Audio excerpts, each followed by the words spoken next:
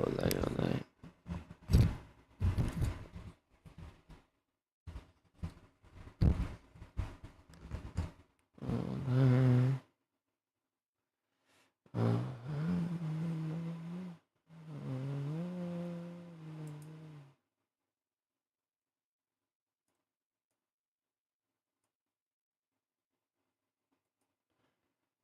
It's not. You know what?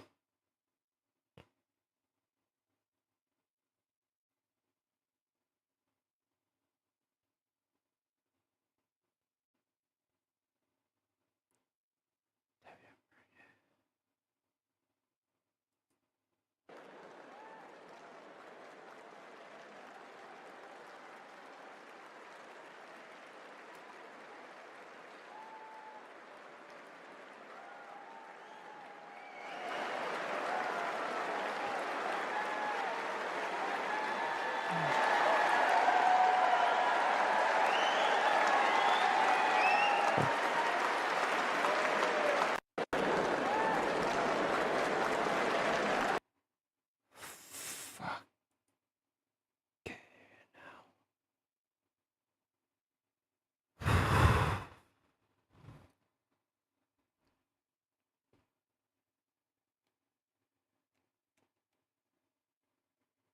I'm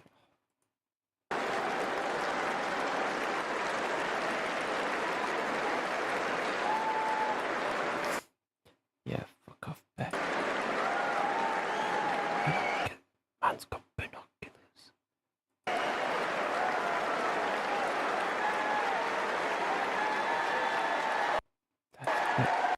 That's David Attenborough.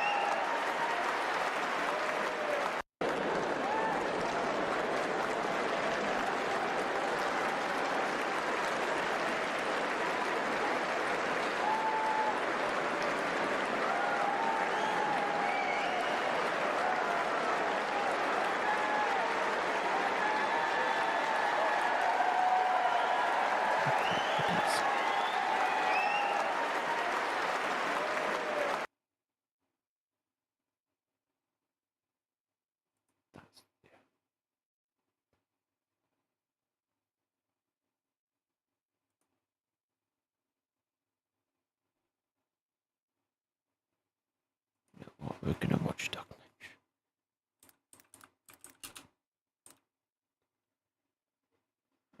Yeah.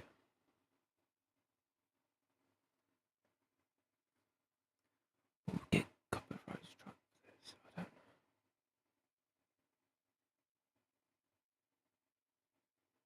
Oh yeah, I said that.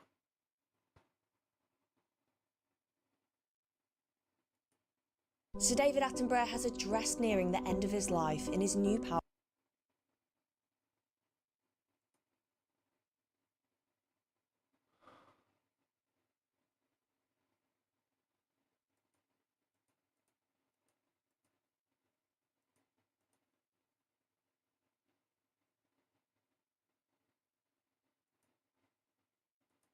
powerful film. The legendary broadcaster, who turns 99 in a week, became reflective about his own mortality as he addressed the state of the world's oceans. He shared his fears for the future and said it's not too late to change things, even if he wouldn't be around to see the outcome. Sir David Attenborough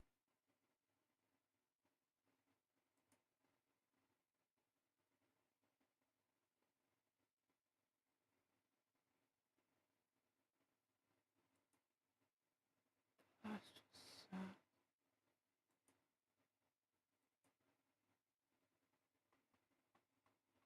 But it's coming.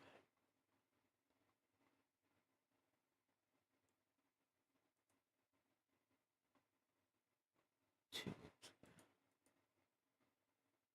I know we could just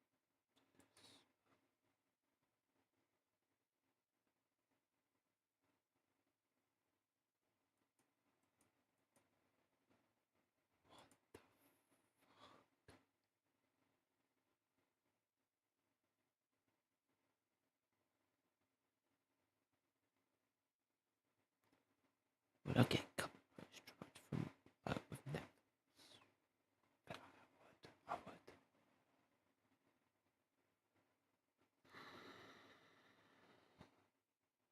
Free documentary.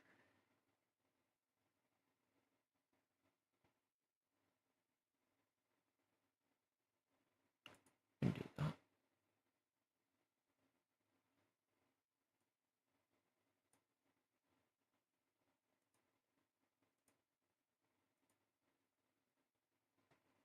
Let the bitch load. That's sad. We can barely imagine a whale's life, let alone what's in their mind. One man is ready to try. It's a journey into the deepest thinking.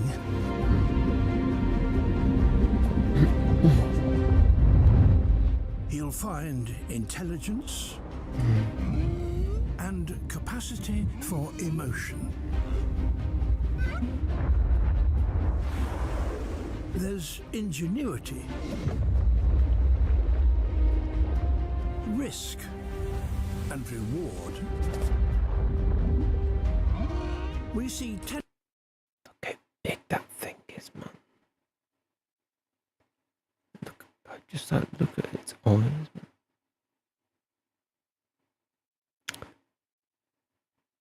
But I get copyright strike for this.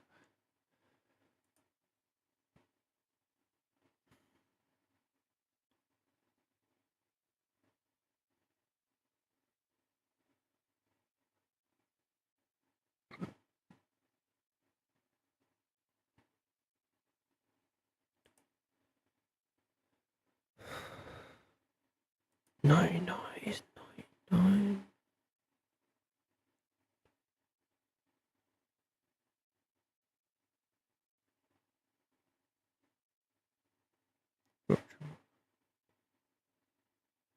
At the room, Sir David stood there.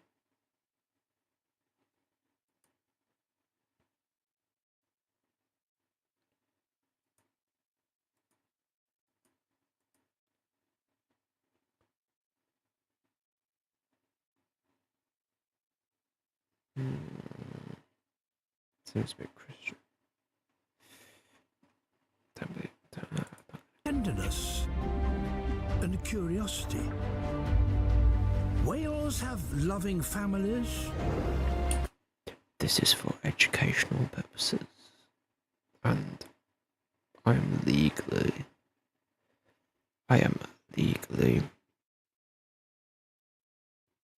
reacting and providing an educational purpose to this video or stream. But this video, so you can't copyright me. This is educational. Rivalries and music.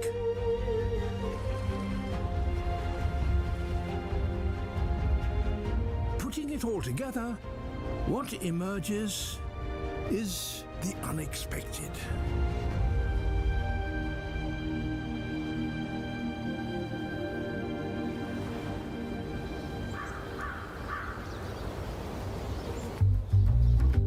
Alaska calls humpback whales from the warm Pacific to feed together in its rich, deep waters.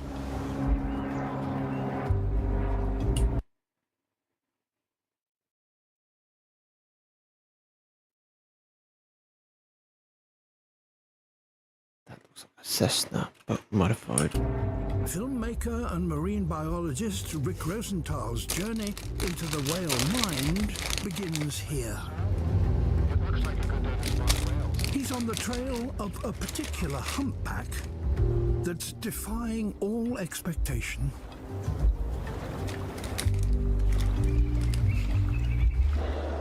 He finds his whale alone, patrolling a rocky shore. Every April, she comes to this one bay. Here she is, right next to the rocks.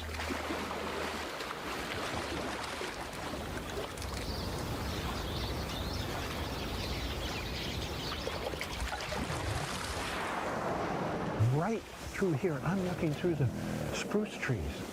I'm in the forest and she's in the rocks right below me. What's she thinking? It's dangerous for her to come into the shallow water. Animals often act on instinct, but may also be thoughtful and creative. One way to separate invention from instinct is to get to know an individual.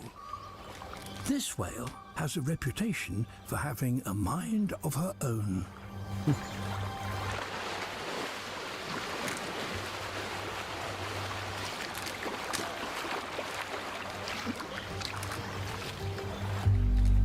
Rick follows in his stealth kayak for a closer look. A predator.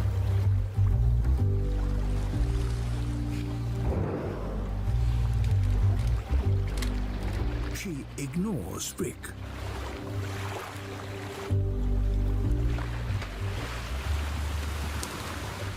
She's bubble net feeding.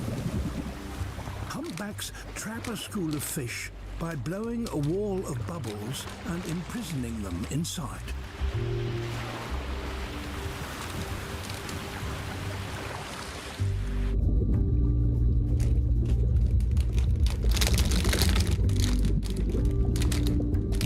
Rick puts on his dive gear to join her in her world.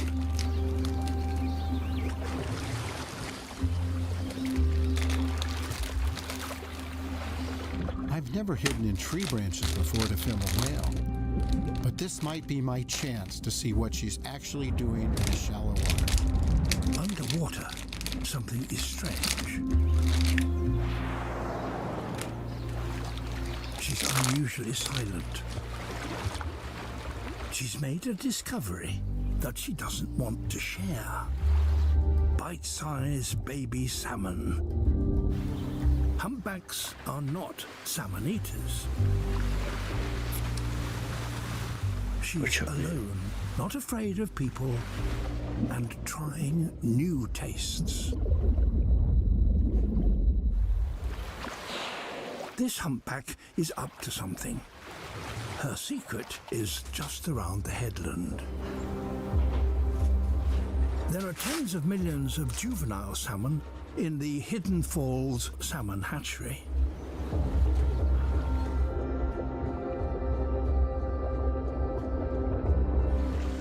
She times her journey perfectly.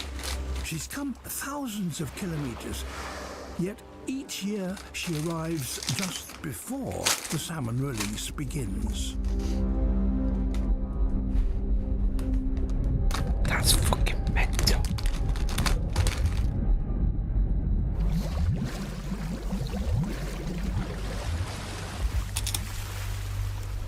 Her scars show she's already had close encounters with cables and boats.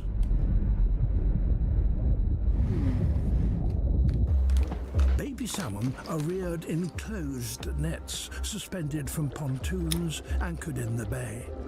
As the young smolts grow, some escape and feed a few locals. Otters. Eagle. The salmon still in the nets are now ready for life at sea. The side nets are dropped and 2 million fish swim out of each pen.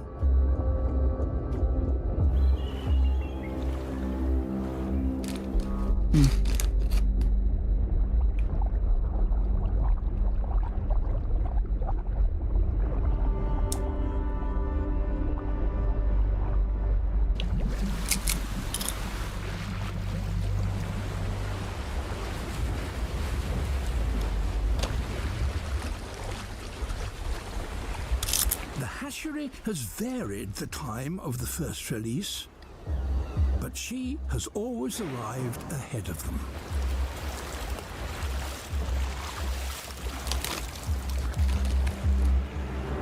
This year, they tow some of the pens out of the bay, away from the greedy eyes of the whale.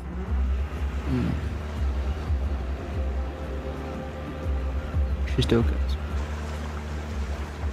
The salmon are intended to augment the wild stocks, which have been declining. Their plan underestimates the whale.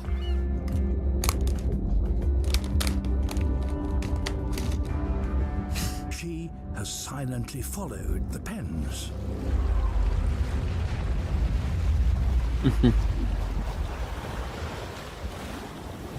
There's little the team can do. It's illegal to harass or harm a whale. The fact that a huge calculating brain is at work here is no consolation for John Pierce, the manager of the hatchery. Livelihoods are at stake. It's a battle of wits, whale versus man.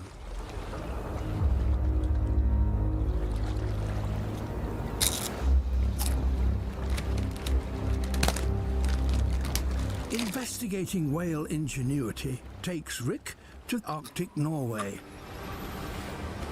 Under the Northern Lights are some of the richest seas on Earth. Here, sunrise and sunset meet for a few hours between long nights.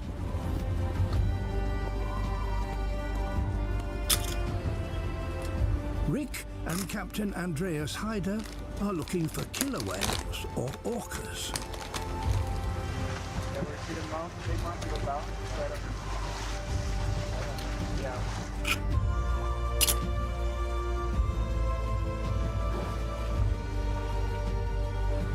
Fair one.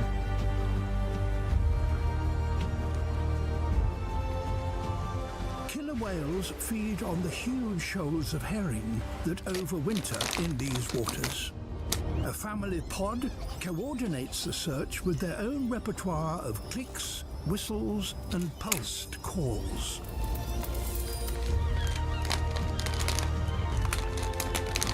The calls can be heard from far away and help keep the family together. Once they find the herring, the whales corral them into the shallows using high-pitched sound. The fish crowd together. The family uses this to their advantage.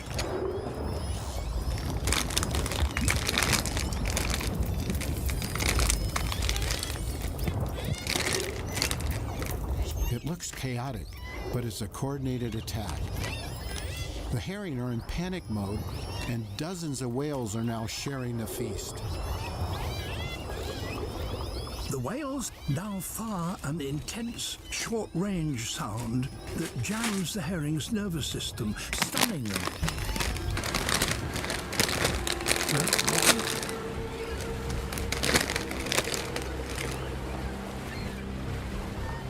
The family delicately pick off disabled herrings one by one.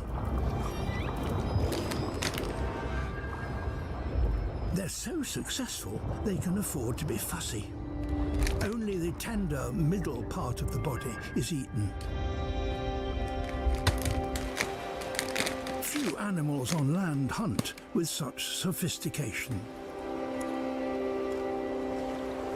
On the other side of the world, Rick finds killer whale ingenuity under very different circumstances. Off the coast of Mexico, predators are in a constant quest for food. Prey is spread out and difficult to come by. That's the oh.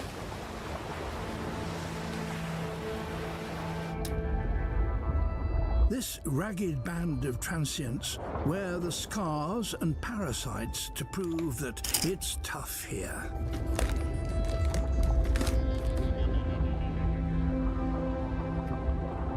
These killer whales work undercover, silently. Prey is wary.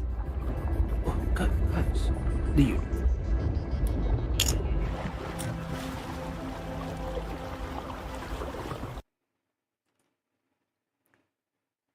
You know what?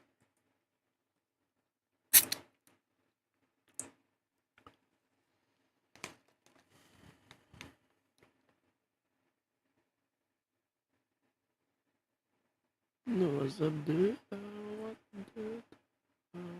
What's up, dude? Oh, what's up, dude?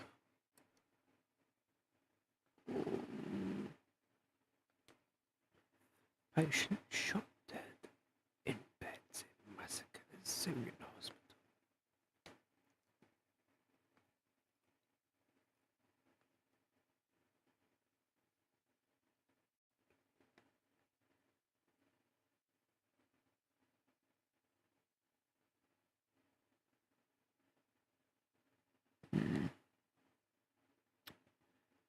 You know what we ought to do?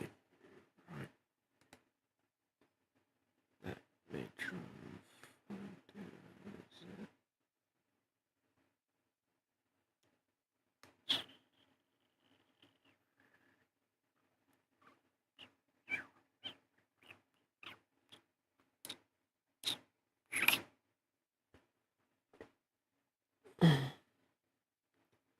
In about 3 hours, I'll be going to CONINGSBY. Get up.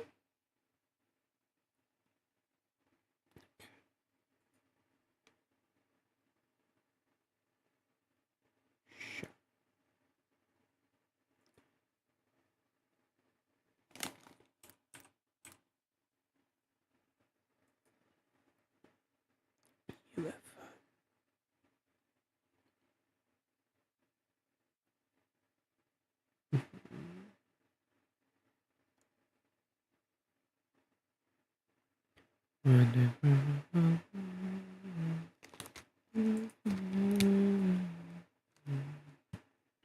This is Casper started. I thought that today, because it's Sunday, we could have a little chill and look at some UFO videos that you have sent me to have a look at. I'm in a chilled, relaxed mood today. We're just going to look at some cool videos, alright? So like I say, these are videos that you guys have sent me via emails. If you want to send me your UAP, UFO video clips, alien video clips, ghost video clips, then caspertube@hotmail.com. And yes, I have a Hotmail email. Okay? I don't know why people bully me about that.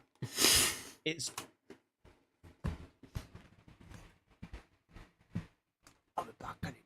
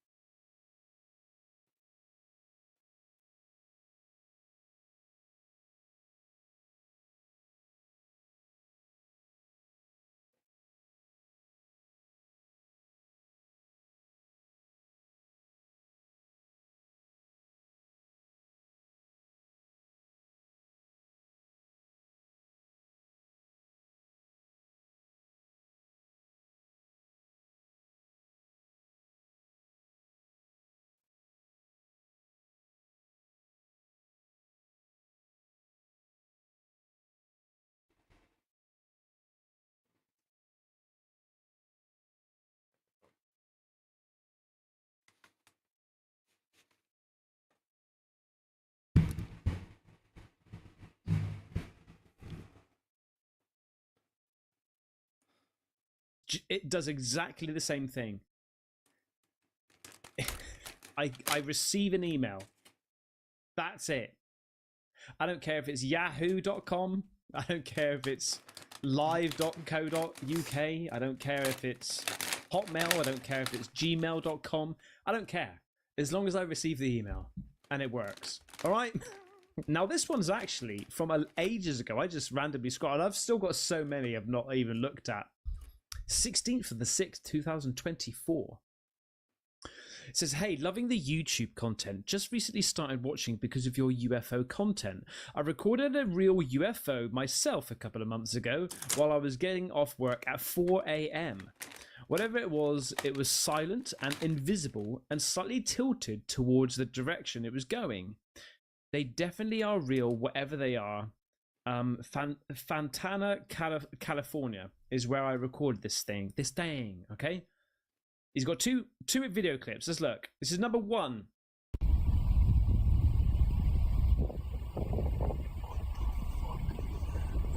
It's going in synchronization. It's like dip, dip, dip, dip, dip, dip, dip, dip, dip, dip, dip. I mean, that's huge. That's going from here to over here.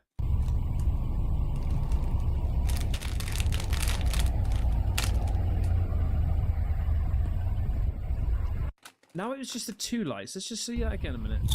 No, see, it starts from here. 1, 2, 3, 4, 5, and then 6 over here. What else could it be, guys? What else could it be? I'm going to push through these because I want you to go back and slow it down using like the cog wheel and 0.5 and, you know, do all that sort of stuff. This is the second one.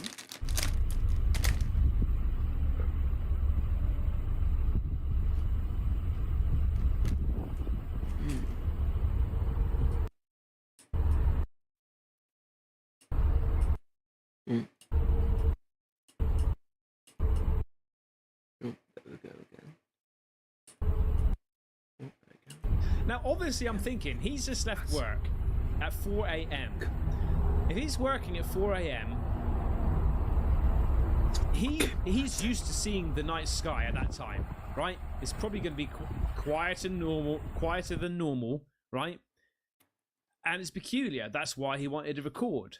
So now we've got one from Jess Debrecani.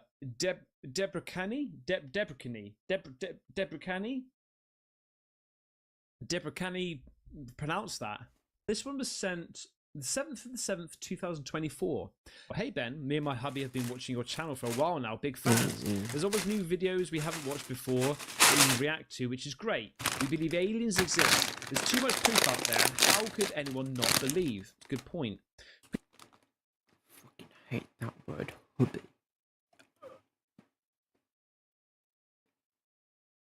Please note, the attached video is not ours. Oh, okay. But it's taken from Kapiti, which is the town we live in New Zealand. The girl who took the video watched these lights for over 2 hours, darting back and forth, and said they were green lights in person, but on video, didn't seem to pick up the green colour too well. Short but sweet, the video. Keep up the great work, Ben. Remember to rambo it. Kind regards from New Zealand, Jess and Cody. Okay, so this is not their video, all right, but it is a girl, so obviously somebody they know. And this thing has been darting back and forth for 2 hours. And in person, it looked green. Look at this. So these things here, and they look green?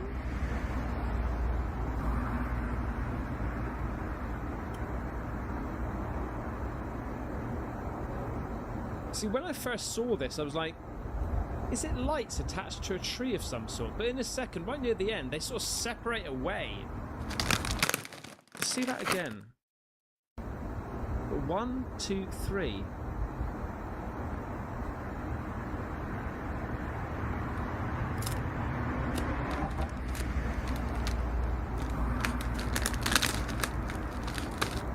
It's in that triangle formation again, you know?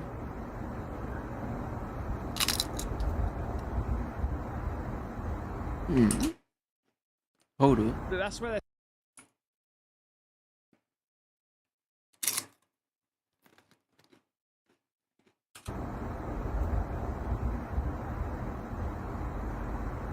their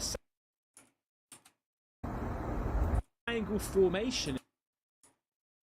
Did you not see the lights behind it, but here?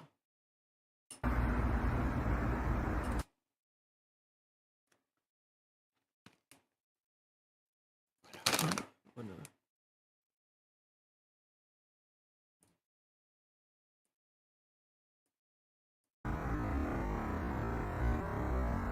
One here. One there. Isn't that? And one right there. Look. Look at that. Triangle And it goes. formation. I saw one over here. Yeah. Right there, right there, right there. What the fuck?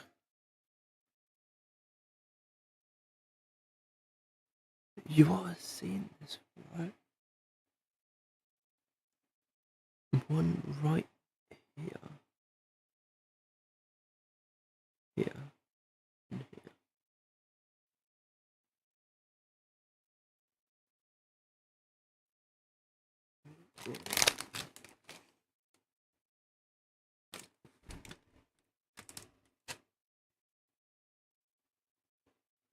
There's one here, here, and here. What's that? These two. Yeah. Another one.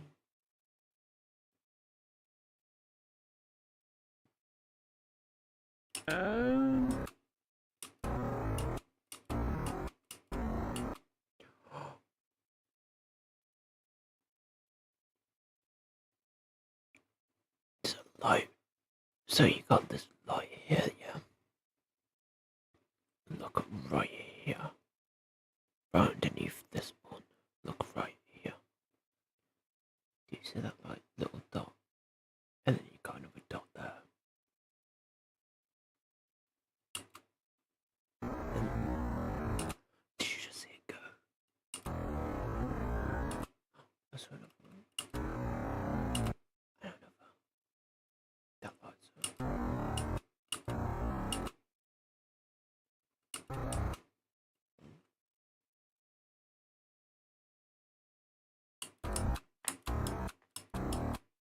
One right there. Another right there. What? It's back. Wrong. Is it oh, right there as well. I feel like it's circling them.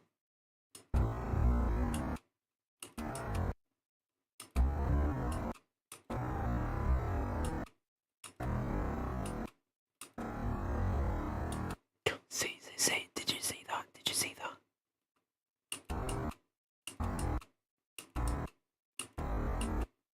Oh.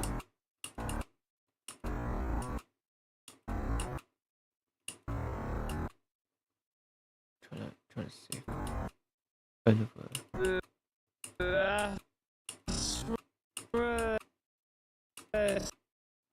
There's one there. That goes up. Right there.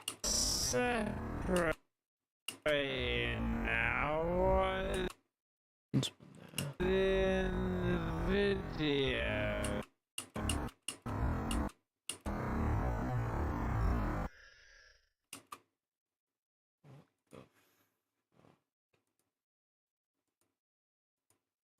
I don't know. It's hard to tell because I'm a little bit I'm skeptical because of the visuals that I'm seeing. I'm not skeptical because of the story behind it. I believe it, but if I didn't hear the backstory, I would look at this and go, I don't know. I need to see more. It's because you've got a bloody great tree here. It looks like maybe. But then these lights don't seem to be close enough, right? They seem quite blurry, quite far away.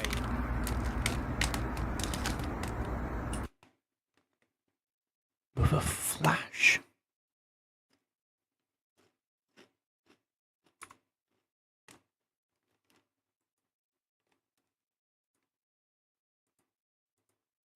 Blurry, quite far away.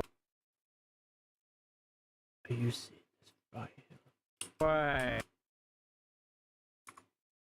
I play it in normal speed. Look at this bottom one. Look at the flash right underneath it. If I do, look at this one right here. Look at this dot. Blurry, quite far away. Did you just see that? One more time.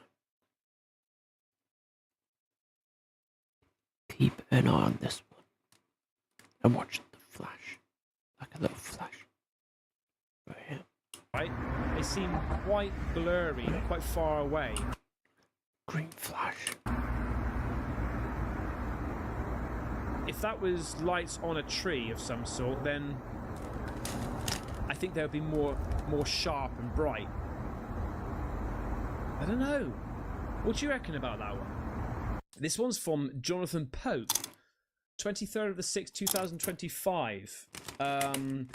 Dear Ben, I thought you would be interested in this capture. We didn't notice at the time. I took stills and zoomed in. It is really weird shape changing. It's sometimes a cube, sometimes more facets are apparent. It vanishes and appears as well. Please let me know what you think. I enjoy your UFO clips and critiques very much. Now this one, this is so hard to believe. When you look at it, you're going to be like, that's either added on or it's a glitch in the camera, the dash cam or something. But there's something that happens in this video that it throws all of your theories out the window, which then goes back to, what the hell was that? Now, I want you to tell me at the end of this video which one you thought was the best or more mind-blowing. This one might be right up there, or it could be the total opposite. I think it's either complete and utter bullshit or absolutely something extremely strange. Look at this. Is that a Joel? Yeah. What number is it we want? Right, hang on, don't dismiss it. Don't dismiss it. Because that little glitch at the beginning, I'm going to show you that. It doesn't pop up and then disappear and then pop back up again. I'll show you in a minute. I'm going to let it play. 4.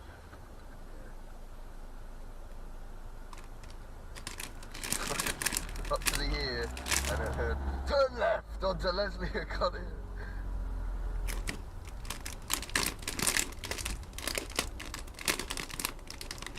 2, so it's in here. That's 3. Oh. So where's 4? I don't know. The next one then. Manual. Here. Yeah. Can you get out alright? Yeah. On. Put your window up. That's it. I think that's it. Right. Okay. You might be laughing at me, okay? And I'm the only reason I put on this because I'm genuinely confused as to what it is. Yeah, It's a UFO or a glitch or whatever. But right. So look, the beginning, I thought, well, that's clearly a camera glitch because it pops up and disappears and then pops back up in a different location, right? So it pops up, but it doesn't. That's actually almost like a bit of the next second recording coming through, right? So he's turning in this way here.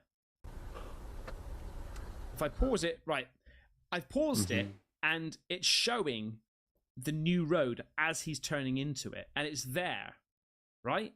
Now, if it was on the windscreen, it would stay right there. It wouldn't be here. It would stay right there. If it was a glitch in the camera, Do I the know what I'm dash going to try and do for all of you? again, the I'm glitch, going to RF more than likely, if it's Coningsby the same today, shape, would be and in I the will same try place. my best to try and But stream this stays in the location of the sky. it. Yeah. I will be there. Right? As it's panning, it's staying in the location Hopefully. above this. What number is it? Like, and it's true what you say. It's round, and then it goes square. But I just thought to myself, how on God's earth did he not see that effing great thing 10 in the a morning, white sky? 11. That's my query. Because we're going Like very, right there, I'm okay. You're looking at the car, you early. focus on driving. Up But to the year. what about his mate, who's not really concentrating on the road? It Does he takes not like see that bloody great thing there, the size of a 2.5 moon? hours, 3 hours to Turn get there. left onto And now it's Or square, half 3. which makes me think, well, it's digital. But then we've seen these You lost stream, did you? triangle cube Oh, yeah, formations, Ozzy Osbourne, cube yeah, formations. yeah, he did. What's a triangle cube formation? Pyramids. I'm We've seen these not a pyramid big things. rock Sorry. geezer. We've seen these pyramids in the sky. We've seen like these cubes in the sky. It's odd, right? Leslie got it. And how it just disappears like that tells me, but it's a glitch. It's a bloody glitch. But again, Here how it comes many back. of these interviews and video footage have we seen where they pop in and out of reality? Okay. Ooh. There, bang, gone. It's nothing that's coming in and out of focus because it's a bit far away or whatever, because you're pushing with is odd. It's either really 25 at 17 fish out this afternoon, Saturday 28th of the 6th 2025 at 17:15. 5:15 ish. I noticed something in the sky. I missed the initial sighting as I had my hands up, hands full of recycling, so only caught a brief glimpse. Please take a look and see what you think. My wife and I love your channel content. You have a natural ability to entertain. Keep producing fabulous content. Thank you. I appreciate that, buddy.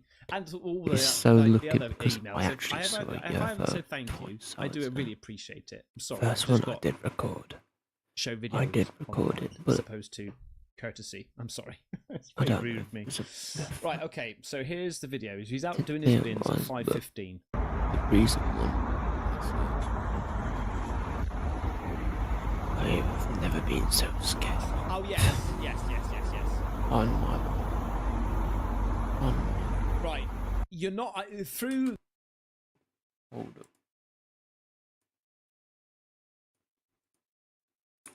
You're not.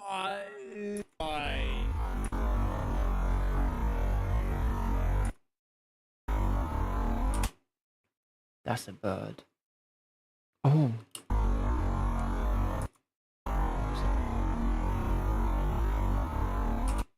Was it that? Was it right there?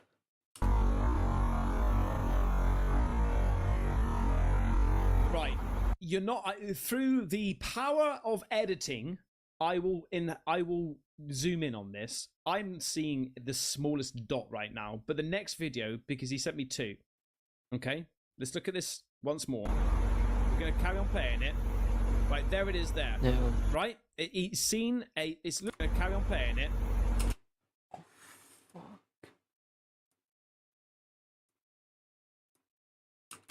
Right, there it is.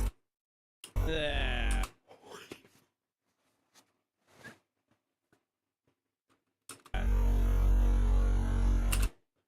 That is Right.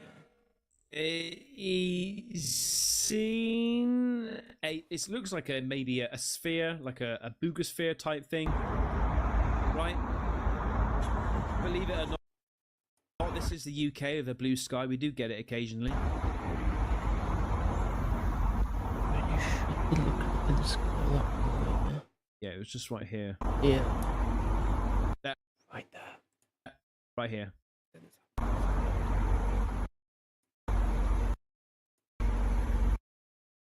Now, you might think, oh, Ben, that's crap. Well, it's HD.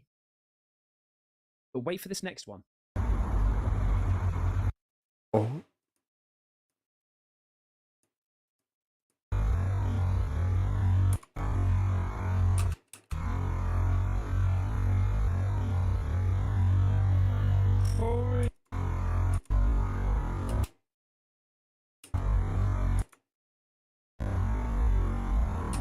What the fuck is that doing right there, man?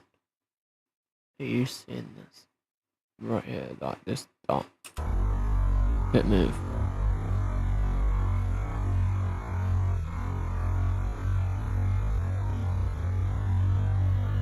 We miss it, right? Over here.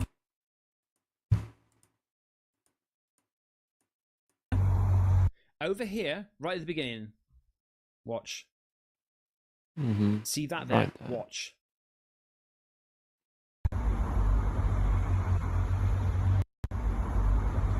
That's crazy. What is that? That is the thing that he was searching at. He was looking at, right? Now, obviously, he's cut this up to send it to me via email. By the way, please don't do WeTransfer to me. I'm sorry, I don't open up WeTransfer videos. But that WeTransfer, I've got to admit, is pretty darn amazing.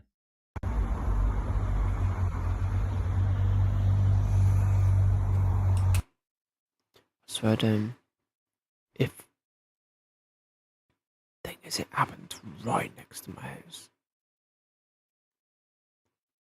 No, that's the crazy part, because it's like a car park near my house, like opposite, kind of. It's like right there, and I was like sitting on the car park, kind of hammered. I actually do remember it. Normally when I'm hammered I don't remember shit, but it was real and I do remember. It was like a really, really bright light, but there was no reflections on like the trees on the floor, and it was going a lot quicker, and there was no sound, by the way. It was kind of like, and it was going above, just like above the trees outside. And I looked at it, like it was in like my peripherals, so I was like looking at like here, and I saw like a bright light, something like that. Saw it. It was just going.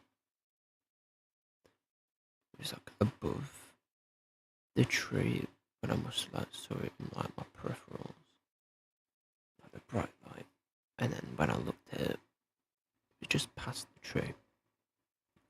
And then it just went. It just went. No, that. I wish. Oh, if I recorded that, oh my god. Oh my god, it would be. Oh.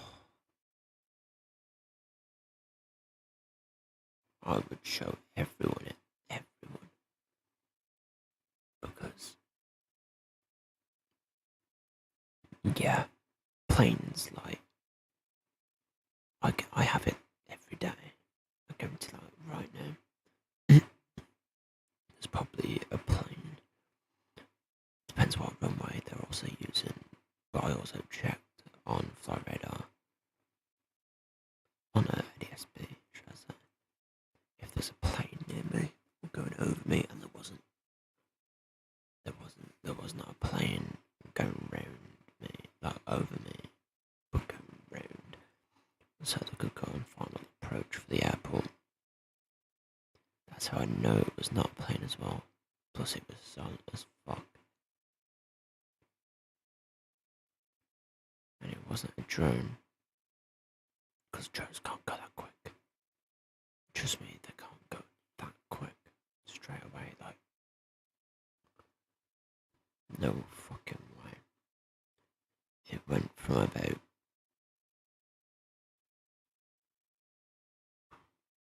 12 miles per hour, 20 miles per hour, I'd say.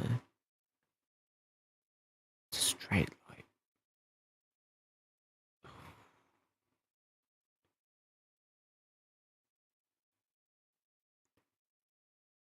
I don't know. If I had to estimate roughly, it went from 12 to 20 miles per hour to, in like an instant when I saw it, I saw the bright light, instantly I'd say around about 40 to 60. It went. And there was no reflections of the light. So I don't know what the fuck it is. To this day, to this very day. And it wasn't that long ago, to be honest. It was about 2.5 months ago, 2 months ago.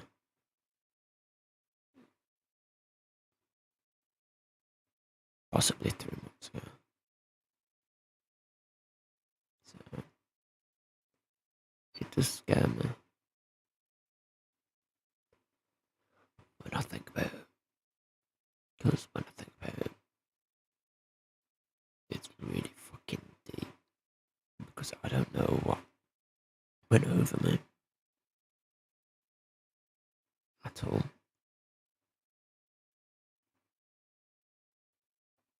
It could be our technology. Don't know.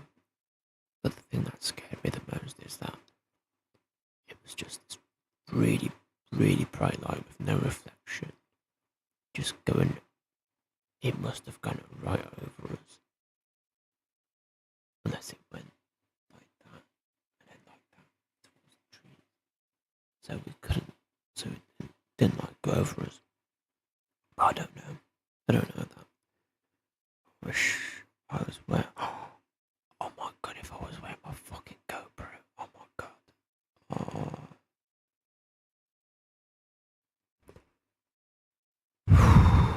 I wish. Oh. But to be honest, I don't even think it'll pick it up. Because it was that bright. I don't know what would be able to pick it up.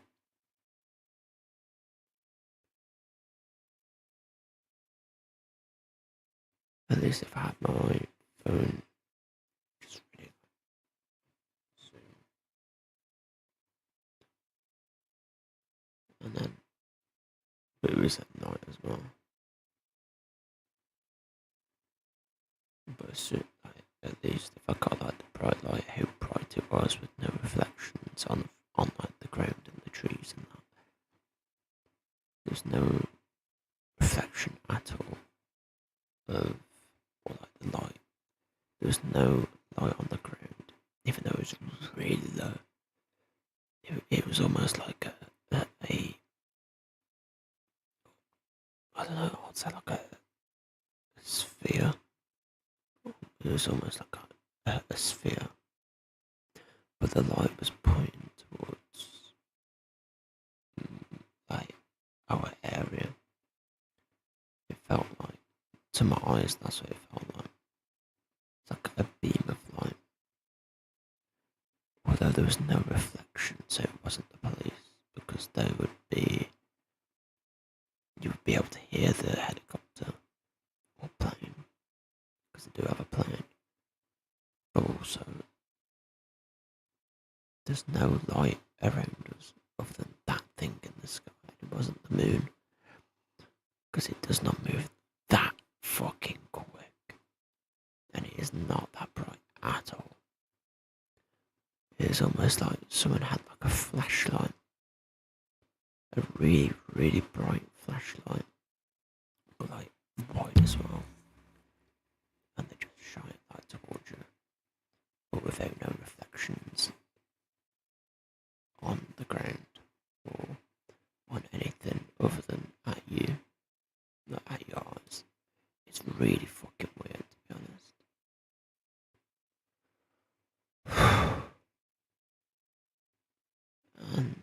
And you never know, might be good. I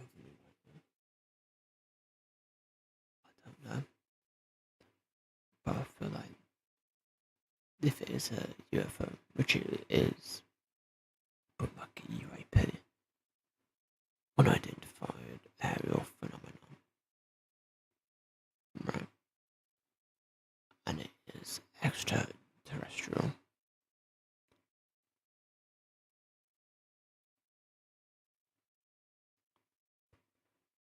I mean, I kind of prefer if you didn't do any right now, because I have to sign into my PayPal and shit. That's alright. Because I will. If you do. You know, if you do donate or to, I won't be able to get the money. You know what I mean? Because I have to, first of all, set up my bank stuff like tax and that with YouTube. And if you do it through Streamlabs, it will end up in my PayPal, which I have no access to. The amount of donations that I've got to my PayPal as well. That is sad.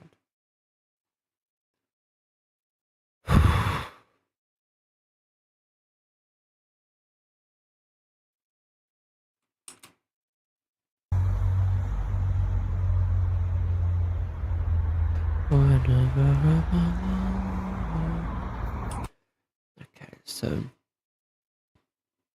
when I stream later on, so leave about, I would say 12, yeah, like midday, so like 12 a.m. No, 12 p.m. UTC. Oh, yeah. Like 12 p.m. UTC time. It's like UK time. Neither, don't do any, please. Because basically, I won't be able to get the money. Basically, because I haven't set up my thing through YouTube. Because I have to go through like tax and stuff like that. I have to verify that.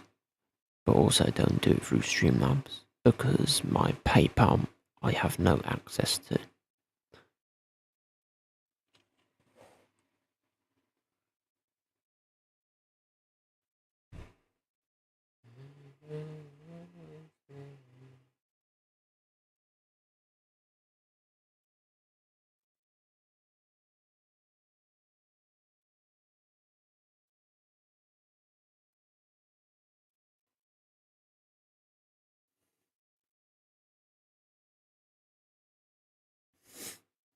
See,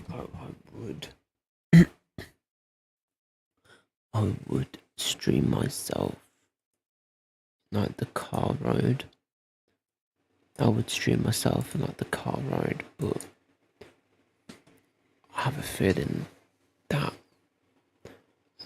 I've got 2 reasons, possibly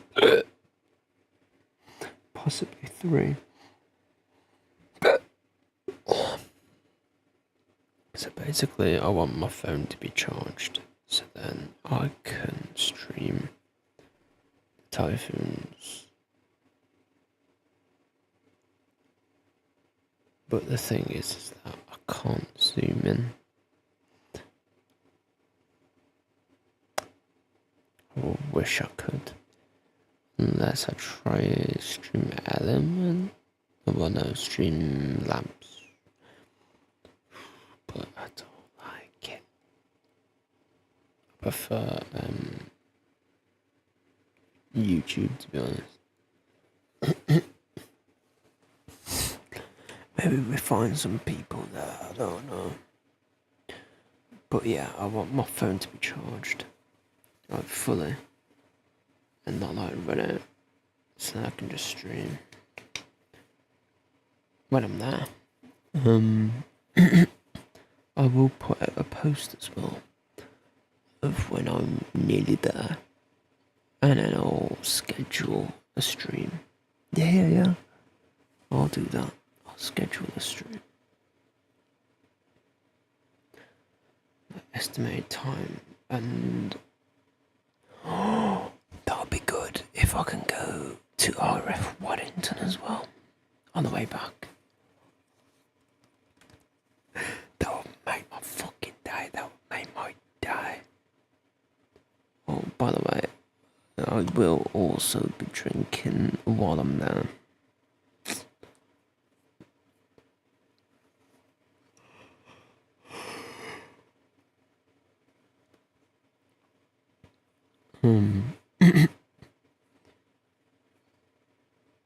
Right, what was my second one? What was I even on about? For fuck's sake. Okay. Oh yeah, also I might sleep on the way there. I don't know, because I also don't... The thing is that... Wait, hold up, I have to go through Nottingham.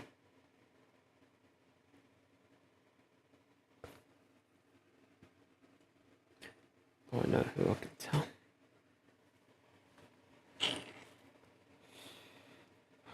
I've got a certain person. There's a certain person that I can tell.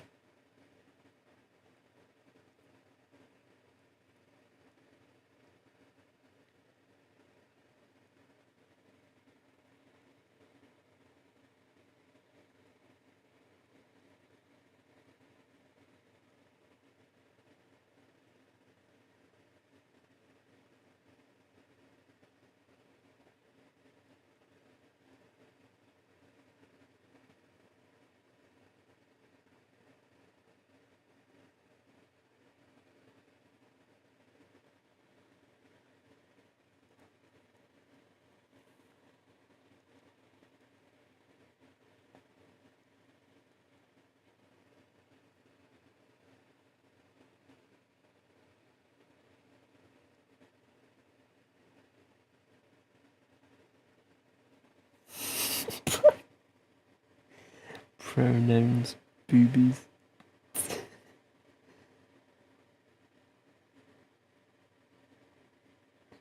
What the...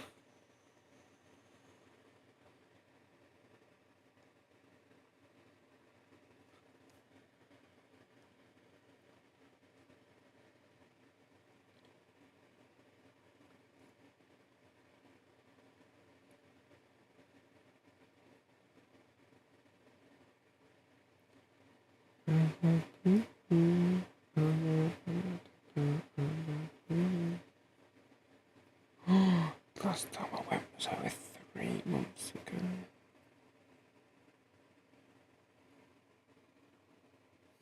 What the fuck?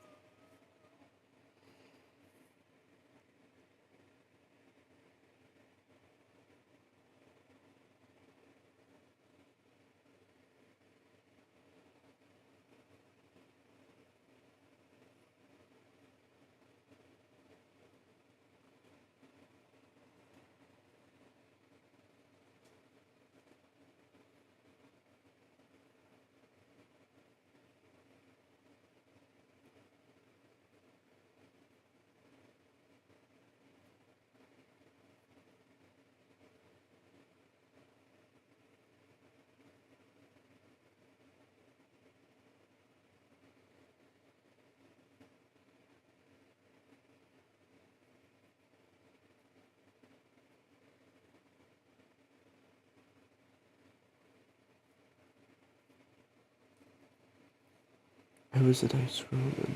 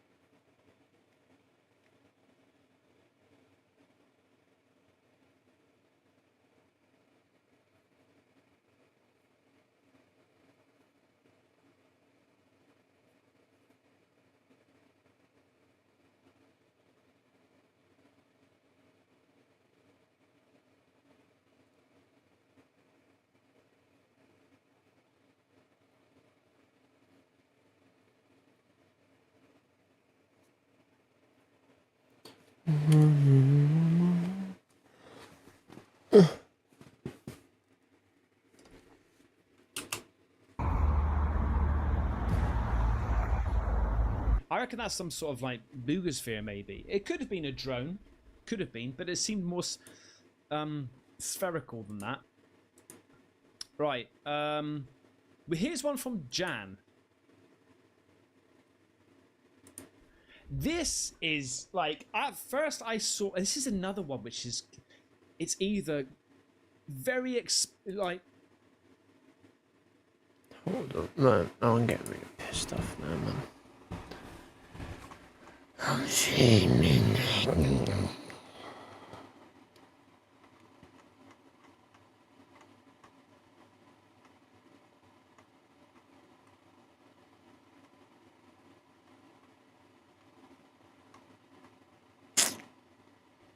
Whenever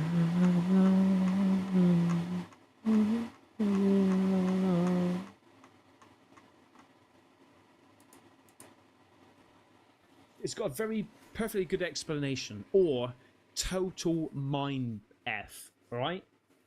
I watched the first video at first. I was like, what is this? Like, this seems like, is it a laser pen or something like that? And it was the second video that she gave to me afterwards. I was like, oh, hang on, this just really opens up some more doors, right? So this is Jan Situaki Kaja. Situaki. Right, so we got some photos here, right? This is what Situaki. Right, so we got some photos here, right? This is what they're looking at. We've got video footage, don't worry. So this is it here. And here. Okay? Now let's look at the video first.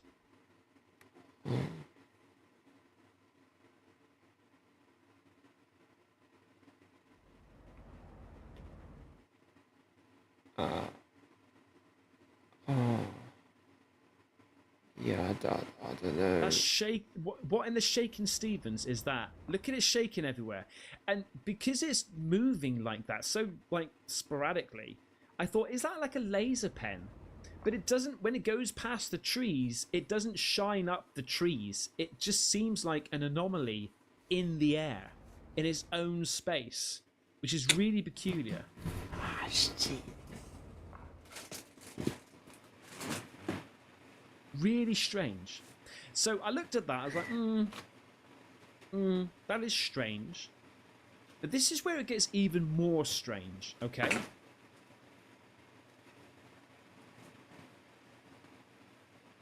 That's it there.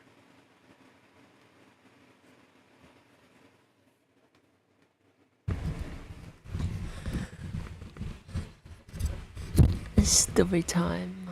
So that's it at night time. Hang on. What are we looking at here? Because the sun is at the same point, but it's darker.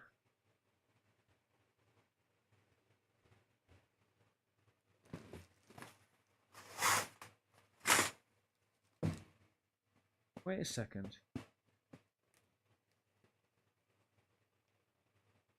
Let's just play the whole thing.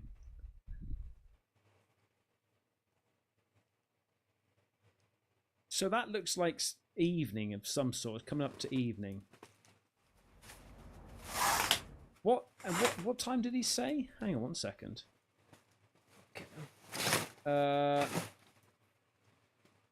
So this is the morning. 11. Okay, so 10 past 11. Sorry, 10 past 4 in the morning. I'm not quite understanding why we're getting two different. Has he enhanced this or something? Have you enhanced this? I think he's enhanced the image. It has to be. That's why he's basically took a screenshot and enhanced it, right? And upon enhancing it, the color green's gone. The sky's lightened up because the sun is in the exact same location as this tree on both accounts, right? Yeah, like this is exactly in the same location. So it's just an enhancement of a screenshot of the video. I think that's what he's done. He's taken a screenshot of that. But like, regardless, what the hell is that? It's very, very strange. Very strange. And I really appreciate that, Jan, sending that over to me. So I couldn't pronounce your surname. I'll give it one more go. Hang on, that's the email. Okay, here's Mark Pommy Kala over in New York, baby. Orange UAP over New York. Hey Ben, been watching your content for years and never thought I'd be sending you a video. On July 4th, Independence Day 2025, my wife and I captured an orange orb over Long Island. Did some research and there's been large-scale sightings of multiple orange orbs over New York City, but they were flying overhead in groups.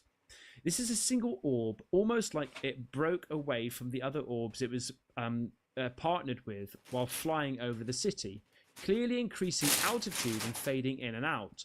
I also noticed another sequence of lights above the orb that looks like they were flying into the top of the orb. Even my toddler, 4 years old, said, "Hey, look at it's a spaceship." And my 2-year-old instantly became fearful for some reason. He's not a skidding little boy at all. Let me know what you think. Would love some feedback. Kind regards, Mark.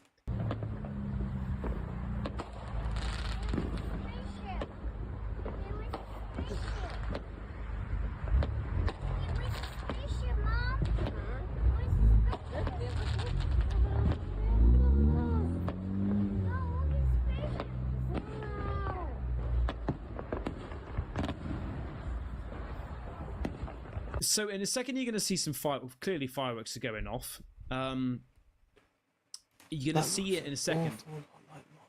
How high this thing is versus how high the fireworks are popping, right? It's pretty darn high up.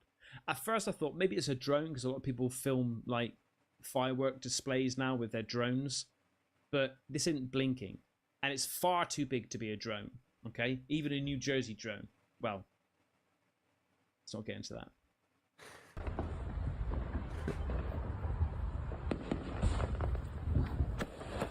Wow!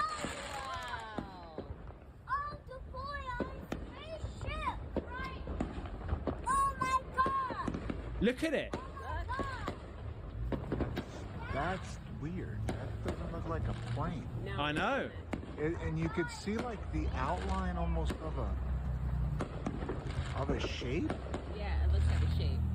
Like it's triangle or something around it. What, man? Really?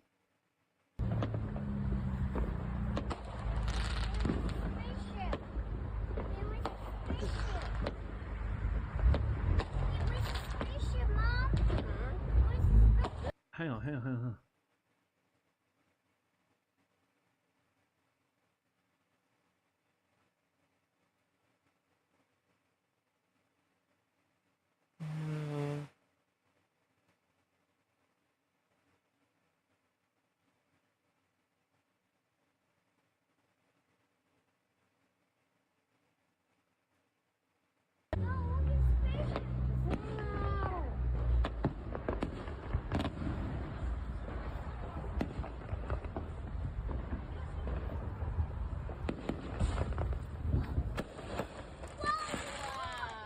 I can't remember.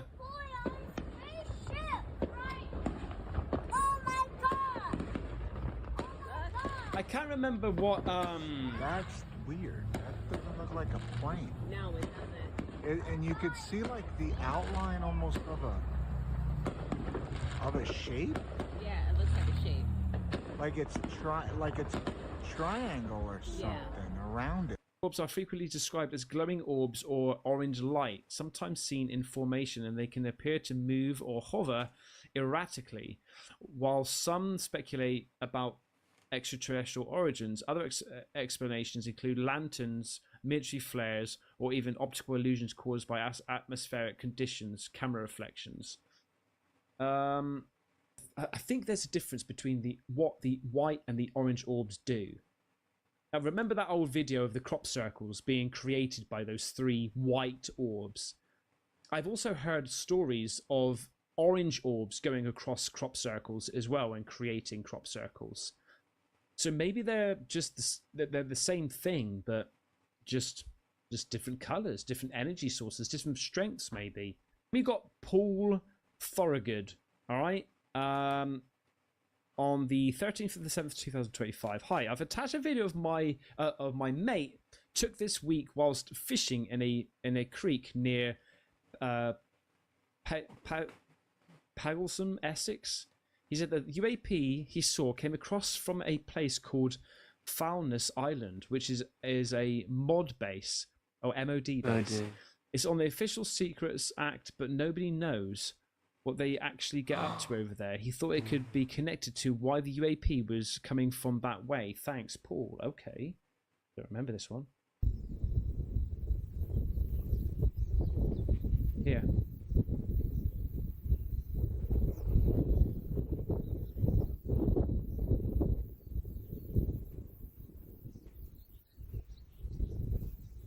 So this thing was coming out of an MOD base. Oh yeah, man. Okay, this is weird. Came out of an MOD base. Now I saw this, I thought it's a balloon, but watch it just morph. Okay, watch this thing just morph.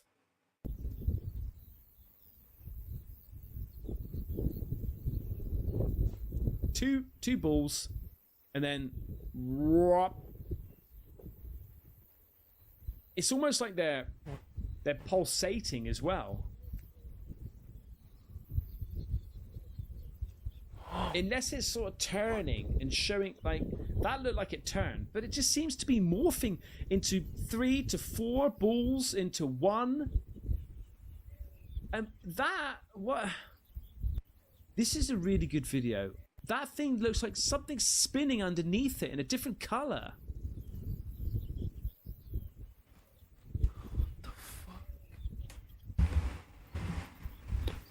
What the hell? Paul, that was a great video, by the way. I'm not going too much into it because I think the video speaks for itself. Okay? So this final one's from Brian Jones. I'm scared. 19th of the 7th, 2025. This was 3 weeks ago. My son and I were outside and I seen a light over my house. I told him to get to the phone. I told him to get his phone out and record. This transformed from a light to a drone. Drones have been coming out of the dark in my small town in Missouri, USA, baby. Come on! I've got countless videos of them. All right. So this Hey, is in folks. Missouri. Oh my God! Did you see that, Landon? I see it. It just changed. That is so close now. Okay. Right at the very beginning, the light sort of rotated like this, upside down. Did a full 360. Is that it? Transforming from a light into a drone? Let's see again. Oh my God! There. It span 360 or even 720. Oh my 1, God! 2, 3. What? Did you see that, Landon? I see it. And his dad's reaction, unless obviously his father and son trying to make a cool, you know, getting on the YouTube, whatever, make a little video, you know, but it is odd that those lights span. Now, when you're zooming in, with the wobble of the zoom in as you're zooming in, trying to keep the camera still, you might get like a stretch of light and maybe a little bit of a movement as you, but a complete spin twice or 2.5 times, whatever it was, that is odd. So thank you so much for watching, man, and I really appreciate to everybody who sent me these emails and these video clips, man. I really, really enjoy it. Thank you so much. I might, if this goes well, I might keep on doing them.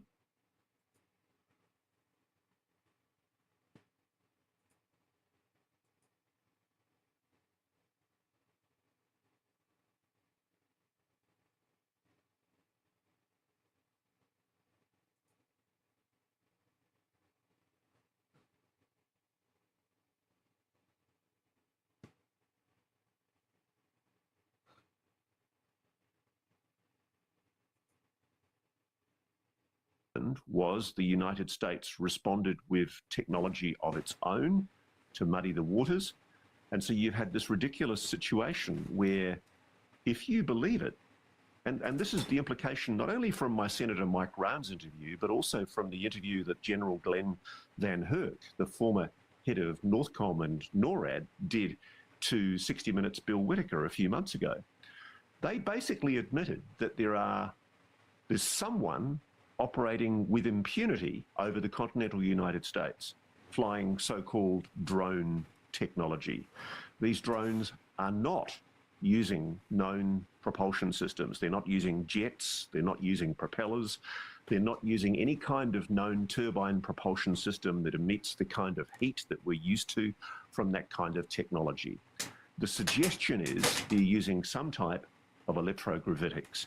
And my sources are telling me that the big story that, frankly, the US doesn't want you to know about right now, the story that's not being discussed in the media, is the implications of the admissions made by General Glenn Van Herk, in particular, to 60 Minutes, which kind of went through the gate and were largely ignored by most other media, but which I think are incredibly significant. So basically what he's saying is in New Jersey, the New Jersey drone situation in 2024 was primarily Chinese tech. This is what he's saying. Primarily Chinese tech.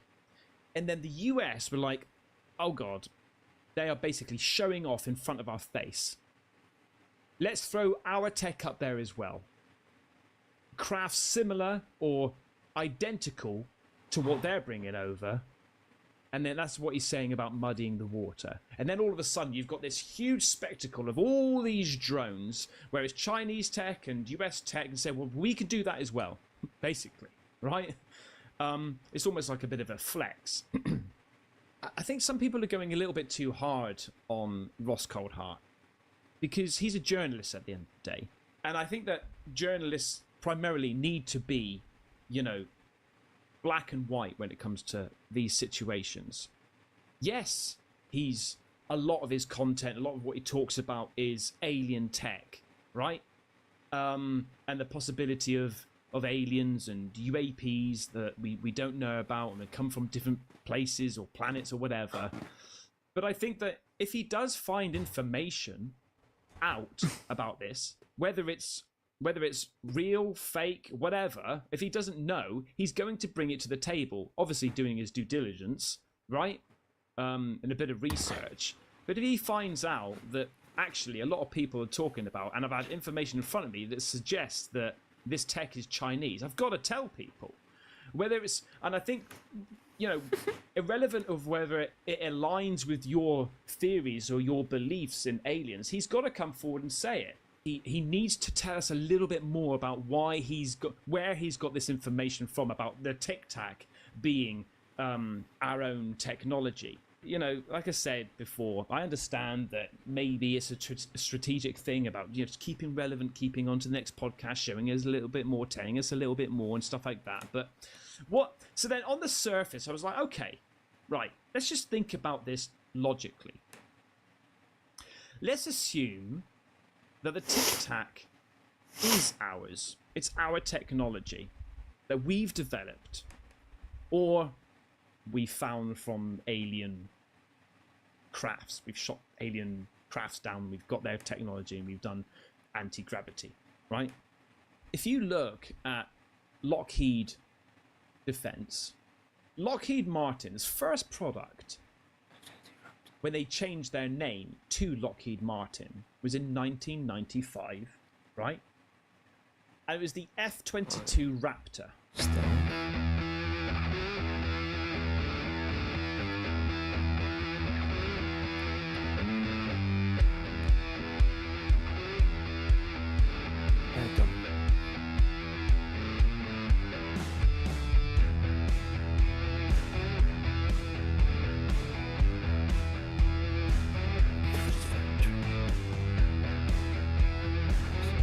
Did that in one attempt, by the way.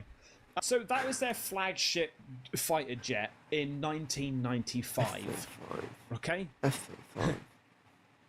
9 years before the Tic Tac, the next plane that they developed around 2004, at the same time as the Tic Tac, right, was spotted, was the F-35. Here's the F-35. Why is it nearly impossible to copy the F-35, even if you had the full set of blueprints? Here's one reason. This fighter jet can vertically take off. The F-35 is the most advanced combat aircraft in the U.S. Air Force. And making a 10-plus-ton machine lift straight off the ground, way harder than it sounds. So far, no country has successfully reverse engineered it. And here's why. To generate enough lift, engineers designed the tail nozzle to rotate, either 45 degrees or a full 90 degrees. At a 45-degree angle, the nozzle provides both thrust and lift, letting the jet take off with a short runway. How short? Just 100 meters without a catapult. That's just the beginning. To keep the aircraft balanced, they added a lift fan inside the fuselage, connected to the engine with a drive shaft. That fan alone generates 90 kilonewtons of lift, and to make sure the entire aircraft rises evenly, the engine sucks in massive amounts of air from the top intake, creating a low-pressure zone that helps lift the jet. Even with the tail nozzle producing 190 kilonewtons of force, that still isn't enough to lift the whole thing. So the designers added extra nozzles under both wings, each one giving an additional 16.7 kilonewtons of lift. All these advanced interlocking systems work together to make vertical takeoff possible. And that's the thing, even if you had the blueprints, without the engineering know-how, materials, and manufacturing precision, you still wouldn't be able to recreate it. Absolutely incredible piece of machinery, right? And engineering. Like, that's incredible. Now, let me show you this video about somebody who saw the Tic Tac video. Saw the Tic Tac plane, or UFO, right? Listen to this guy. See any source of propulsion from the flying object, including on any potential thermal scans from your aircraft? No, there's none. There's no IR plume coming out, and Chad, who took the video, went through all the EO, which is black and white TV, and the IR modes, and there's no visible signs of propulsion. It's just sitting in space at 20,000 feet. In your career, have you ever seen a propulsion system that creates no thermal exhaust? No. Can you describe how the aircraft maneuvered? Abruptly, very determinate. It knew exactly what it was doing. It was aware of our presence, and it had acceleration rates. I mean, it went from 0 to matching our speed in no time at all. Now, if the fastest plane on Earth was trying to do these maneuvers that you saw, would it be capable of doing that? No, not even close. And just to confirm, this object had no wings, correct? No wings. Now, was the aircraft that you were flying, was it armed? No, never felt threatened at all.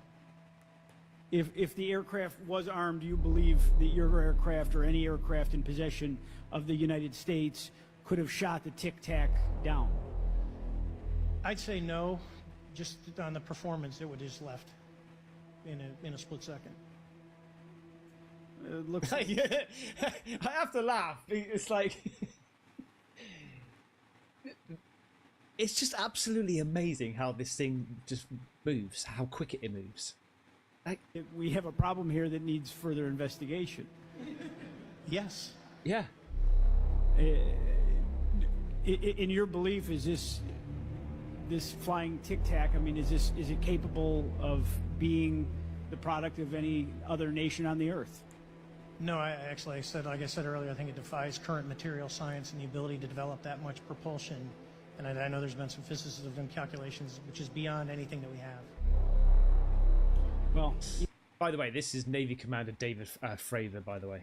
Either the United States has an adversary here in this world that we don't know, or we really have some serious investigations to do. I really appreciate you being here. Is there anything else about the November 14th, 2004 incident that you think is important for this committee to know that you haven't been asked here today? No, it's been said it's probably the most credible UFO sighting in history based on all the sensors that were tracking it, and then for us to get visual and to go against the naysayers that it's something on the screen or whatever. I mean, there's 4 sets of human eyeballs. We're all very credible. Of the 6 of us that were involved in the thing, including the video, every one of us is going to do 20 plus years in the military in very responsible positions. So I'd say the world needs to know that. It's not a joke. Well, thank you very much for your testimony here today, for all of you, and I yield back. So, when you hear that from a Navy commander in 2004, and they've got a flagship, they're high-fiving, right? US are high-fiving about there, and I'm not underestimating it. That plane, the bloody F-35, is absolutely phenomenal, right? But they're claiming that the same company that made the F-35 also made the Tic Tac. You just heard what this Tic Tac is capable of doing. It's like, if you had that technology, well, first of all, how long did it take to create this thing, right? If it was your technology. And if you've got that technology, why wouldn't you use it? If the F-35, if you're prepared to throw out the F-35 and potentially get it captured, reverse engineer that technology of the F-35 and have other nations as creating the F-35, everyone's got now F-35s, right? You're throwing that in the mix. Why aren't you using that tech? To go that fast, you can do those things. Now, I understand that some companies might have sort of like a blacklisted project that is under wraps, and it's like very secretive. And this could, it's almost like 2 different entities within the company, right? It's like bloody Wayne Enterprise, yeah? When underground, he's actually making the Batmobile. So going back to Ross Coulthart and why people are a little bit frustrated and a bit confused about his message now, because of the whole 2024 drama of the New Jersey drone situation. They've got some sort of technology that can allow things to move and to hover and to stay up there for so long. Maybe his message has changed slightly because somebody's saying, hey, look, you need to tell China that we've also got this technology. The only reason I would say that we don't promote that we've got this technology in the Tic Tac's hours is because obviously if we actually say, look, yeah, we've got anti-gravity technology and we can do this, then the whole universe is going to be like, right, okay, well, give us some free energy then. Is it something to do with that? Is it because the ripple effect of having that technology and admitting to having that technology is just going to make people go, right, I want some of that. We want free energy, we want free lighting, we want free, like, you know, the whole shebang. I actually asked Grok about this. Here's what Grok said about why they would potentially keep the Tic Tac technology secret. Strategic advantage and deterrence. Basically, admitting its existence could reveal capabilities that the US wants to keep secret. So then why release the F-35? It's like, why release anything? You know? Classified black projects I mentioned before, like basically having a hidden project that maybe is not perfected yet, you know? Still testing it since 2004. Psychological and political implications. Acknowledging such advanced technology could have significant psychological and political ramifications. It might alter global power dynamics, affect international relations, or lead to demands for transparency and accountability that the government is not prepared to meet. I think that one is very, like, I don't know, that could ring true. Covert operations and intelligence gathering, yeah, okay, so I think that's another plausible explanation.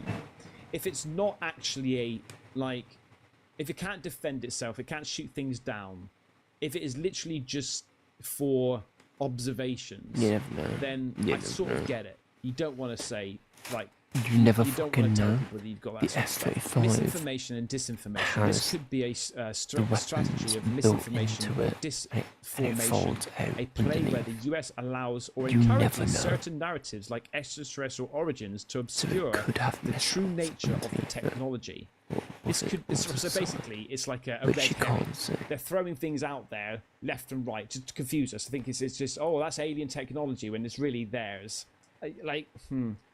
Yeah, and I'm not too sure about that. Could be potentially, like, this is, I suppose, what Ross Coulthart is also saying about the 2004 New Jersey drones. Is he? Well, I don't know. He's basically just dropped that and said nothing else. Here's another interesting one. Legal and ethical considerations. There might be illegal or ethical considerations regarding the development of and use of such technology, especially if it involves reverse engineering from unknown sources or violates international agreements. Or if they admit that they've got alien technology, then they're admitting that there's aliens, which then has massive implications to, you know, religion. Okay, so there's lots to go through. I don't know. I think that it wouldn't surprise me that it's our tech, as Ross says, but it still begs the question: there is aliens. Where did they get this tech from? Why keep it hidden for so long if you've got this tech? If you've got tech like that, mate, I'm telling you, you could potentially change the world so to benefit you. So it's like, I don't know. What do you think? So thanks for watching. Tell me what you think in this. It's a bit of a... We'll have to keep a finger on the pulse and find out, you know, where Ross has got this information from. But until then, I'll see you on the next one.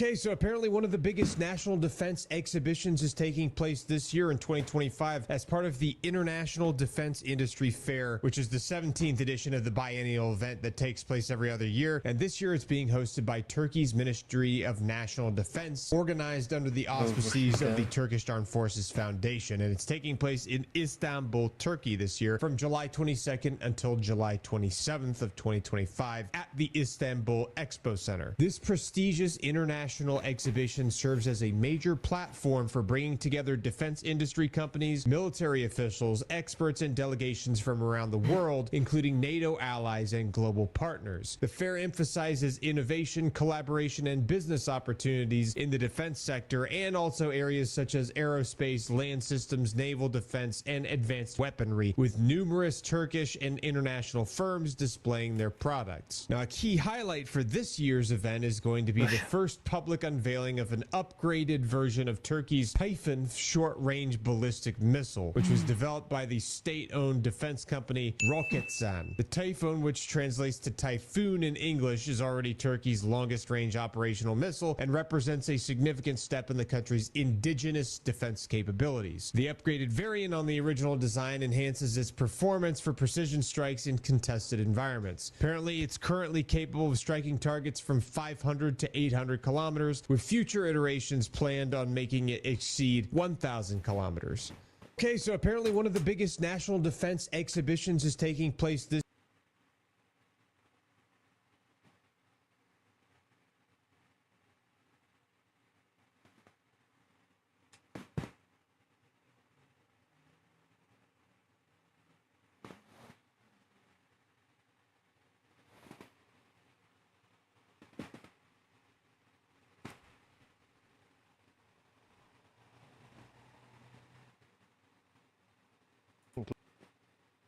NewsNation has independently obtained previously unseen video obtained from a secret UAP craft retrieval program.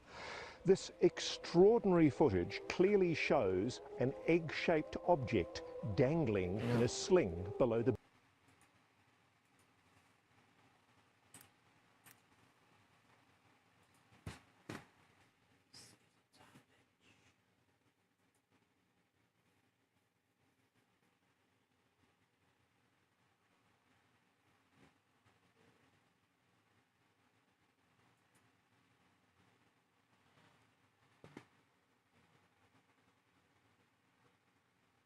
Well, it is times like these where you're about to get some and you don't even know. I really wish you knew how much you're about to get some tonight. You do not have to subscribe. You do not have to like the video. Let's get right to it, because our very first clip, yes, it is one of them. We need Uncle Bob back. Roll it. Stealth technology, right? Where if you want to hide a plane, what if we had the ability to project something, right, through some mechanism where we could make people go where we wanted them to go, right? Because I know there's a technology that uses like two different lasers that triangulate a certain point in open air, and they put enough energy into a particular location that they ionize the air, and so it creates like a bright pixel. And so they use that to create three-dimensional displays that kind of look like they're just floating out in air. Now, they're not quite as big as what we saw described with the Nimitz encounter on the West Coast. So I thought... And that the Nimitz encounter is a crazy one, right? Because it happened back in 2004. That was reported. I mean, Commander Fravor, the pilot that actually chased it, appreciate subscribing. Welcome on, and you don't have to, but thank you. Yeah, he went under oath and talked about it during Congress as well. And just recently, you must have heard the news, right? And we covered it on the channel. Ross Coulthard is claiming that it was made at Lockheed. Oh shit! Yeah, right. So that is a little bit interesting. Not saying that it is true, not saying it's false. It's something that we're hearing about, right? So interesting, but let's continue. Thought for a little while maybe that might be something that we're seeing. They can project plasma as well, right? Is that the same thing? It's the same thing, right? So the two lasers intersect, they ionize the air, which creates a plasma. And they can do this over long distances as well, right? I don't know about long distances. I know they can do it over short distances. Okay. And so for a while there, I wondered if that might be something that could explain some of what that makes sense. What David Fravor and the group saw. The only problem would be the radar. Because I don't know if you wouldn't pick up that on radar, would you? Because it's not a mass, right? So the plasma would certainly absorb a radar signal, right? Because it's gonna polarize any electromagnetic wave that tries to go through. So it would show up. It might. Would it be possible to make something that big, that's 20 feet long, out of that? It's hard for me to imagine that. Right. But yeah, that he's talking about the Tic Tac shaped UFO. It was 20 feet. That's what we believe it was. It was like 20 feet long. So I think there's one piece of data that just came out in the last few weeks. I think David Fravor's wingman, Alex, I think her name is Alex Dietrich. I can't remember the name. I think you're right. So she came out, and so in all the things associated with that particular encounter, one of the things I've been trying to figure out is how do they describe the specular surface of the Tic Tac? Right. Because if it's these plasma pixels that I'm talking about that kind of creates a volumetric display, I would speculate it might be kind of a glowy looking thing. But I think Alex, in her account, described it as kind of a flat type of like matte. Yeah. So that kind of torpedoed my working theory. So, but again, while it's amazing and incredible, and it's something that people want to go think about and go try and collect more data, it doesn't help me do what I'm doing in the lab. And so I think I kind of keep. Hey yo, what lab? What lab? You know, my eyes dart every once in a while over to that particular topic. Oh, what's that about? That's interesting. Right? Yeah, I mean, I'm honestly agnostic as well. I bounce back and forth from being really excited about it to feel like I'm being duped all the time. Jamie and I talk about it all the time. I'm back. Yeah, pull that up, Jamie. Pull that up. Yeah, it's one. UFO topic is just one of them. I mean, we started with the talk of Tic Tac UFO. 2004 UFO. That at first we were like, okay, it's legit. And now it's like Ross Coulthard is reporting that it was made at Lockheed. Basically, it's made by us, but the question still remains, if true, okay, not saying it is true, but if that is true, who made that? Who made that? Okay, Lockheed, right? But how did they make it? Yeah, that was the question. How did they make it? Was it reverse engineered from the real UFOs, or was it made from the ground up here on Earth?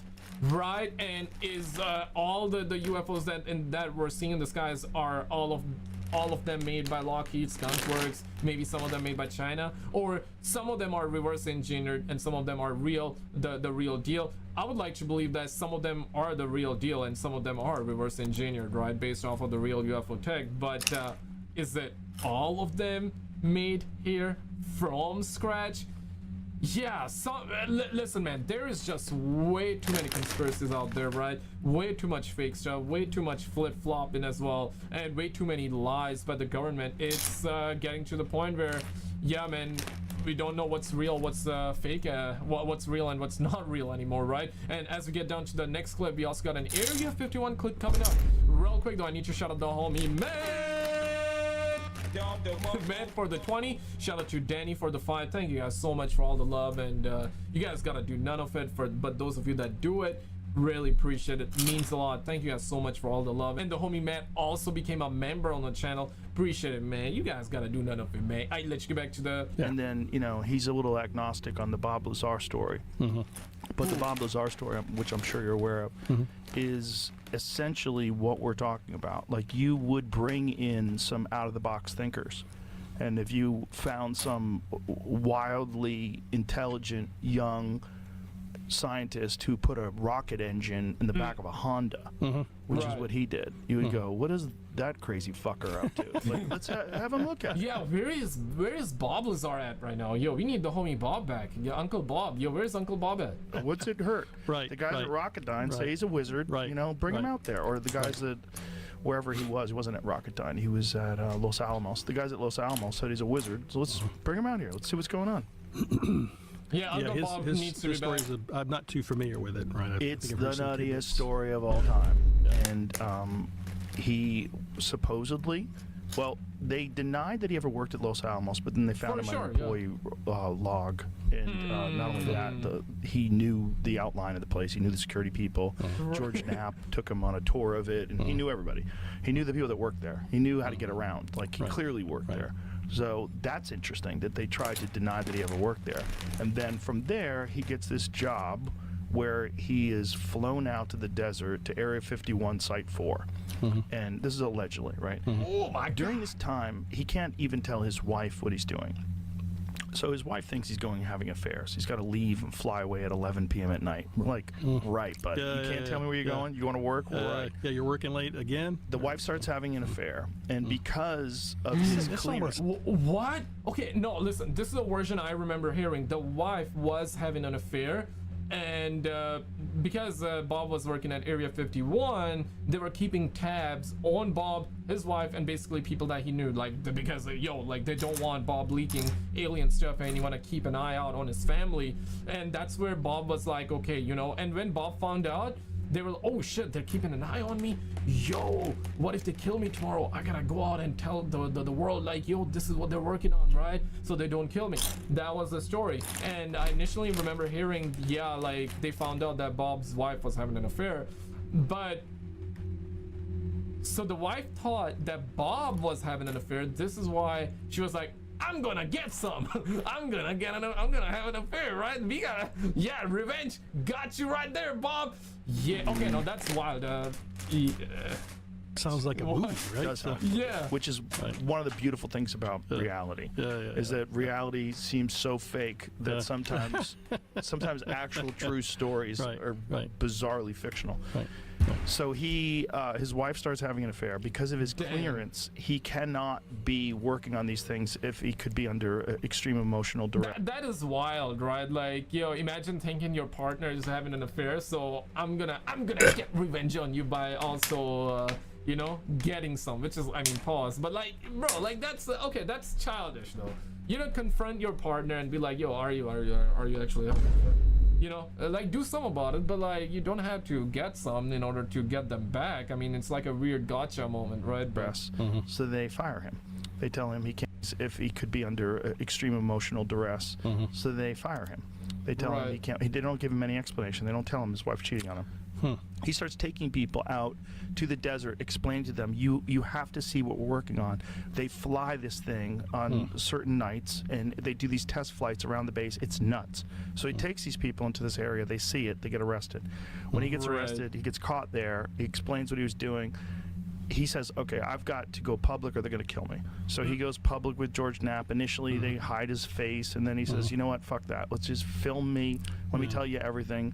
He goes over the diagram of this device, and he calls it the sport model, and it looks like that. That thing that we have right there. It's almost like a hubcap, right? But exactly. Gotcha. That's a copy of it. Okay. In the middle of that thing is some sort of okay, like this thing. Okay, so you got a UFO statue? A generator that he said works on this unknown element, this element 115. Oh, some of this is coming back to me. I think I've seen some stuff over the years. Yeah, some of it's coming back to me now. And essentially the way he describes it traveling, and again, this is in the 1980s, the way he describes it traveling is exactly the way you describe that sort of warp drive. That's the exact fucking same and time around it. And that you would point that thing where you wanted to go, and it would just. That it all sounds very surreal, right? There's another story. Again, as I said, I have a number of friends that are keenly interested in this, and so I've been exposed to some of the different things. And that, to me, the Tic Tac account is interesting because it's got a lot of rigorous data, if you will, that helps you go, well, I can't explain that, I can't explain that, I can't explain that. And now they're saying, or I should say, Ross Coulthard is saying that is made at Lockheed. Check this out. Shout out to the other side. Roll it. Those rare clips where a government meets the fringe. We get a peek into how those behind classified doors process the wild claims of Area 51 reverse engineering alien tech. So let's roll with it. I thought it was curious and interesting. I've been to Area 51. I didn't see any flying saucers or anything like that. What did you see? I saw Defense Department experiments being performed and training activities and that sort of thing. Nothing that the taxpayer would object to. But, of course not. But it's a big range. There's a lot of stuff going on out there, and there's a lot of adjacent ranges. If you look at the map, actually, where he was. That's what he said. I found his explanations curious. The complexity of it, and the fact that he talked about Laurentian, for example, and then decades later, it turns out that apparently there is a more stable form of that than. That's element 115. Sounds right. I couldn't tell you. But it's called Laurentium. Laurentium. That sounds like something from Battlestar Galactica. We need There's all Laurentium this to stuff power takes the you ship. into that, Yeah. right? Right. So I'm a little skeptical about his claims, I have to say. In my opinion, you can hear in his tone that the Melon's not buying Bob's story wholesale, but he's definitely not laughing it off either. Yeah. That's what makes it interesting. He's trained to keep secrets, but he's also curious in the story. I love how he throws in that Battlestar Galactica line. You can tell he wants to dismiss it, but even he's kind of surprised that Lazar mentioned Element 115 before it was officially discovered. A friend of mine claims to know the gal who was his supervisor when he worked out there and knows what he was actually doing and where he was located, and claims that he was a guy who checked radiation on badges.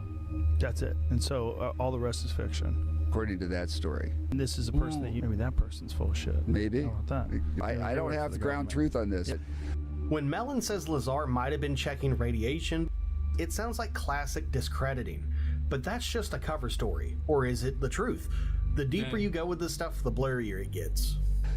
Yeah, right. And especially when you see like UFOs like these, bro. Yeah, this is one of the ones that I remember also covering. Yeah, this is an older one, but I mean, look at that. My God. Yeah, this one, right? The guy and multiple people saw this thing, right? So you're looking at a different perspective. My God, look at that, right? It's a triangle shaped UFO and it's moving too. It's rotating, moving bizarrely. Yeah, man, like when are we gonna know the full truth? And the question is, are all of these UFO sightings fake? Nah, cannot be, right? Or the better question would be, are all of these UFOs that we're seeing in the sky are made at Lockheed, Skunk-Works? Maybe Russia made some, maybe China also made some. Okay, if so, made from scratch or made by reverse engineering, or are all of them real UFOs, as in, I mean, the first thought is always aliens made, right?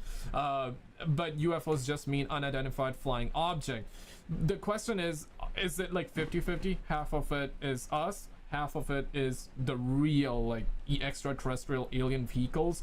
Yeah, right. It's, I don't know, man. There's just so much confusion on the topic. There's way too many lies, bro. There's way too many lies, man, and way too many sides of individuals' stories too. So it's very, very hard to say. I'm interested to know your thoughts too, guys. But let's continue. Interesting. He did falsify his educational records. The stuff, the blurrier it gets. It's interesting. He did falsify his educational records, and Bob Lazar, he's been involved in some other things, and it just doesn't. You talking about the MIT records? Yeah, he explained that to me. He said that he was working on something for the government, and they sent him to MIT to learn something. And I can't say too much. I'll tell you off air because he told me not to talk about it. But it makes more sense when you hear his description of it, that essentially it wasn't documented that he was studying there, because what he was doing was really a terrible thing, a terrible experiment they were working on. When I explain it to you, maybe it'll make more sense. Man, can a brother get to perhaps like know as well, like what's going on here, man? But now, Uncle Bob, aka Bob Lazar's story is just amazing, and he's definitely one of those guys that majority believe. Now, people that don't believe, understandable. There will always be people that.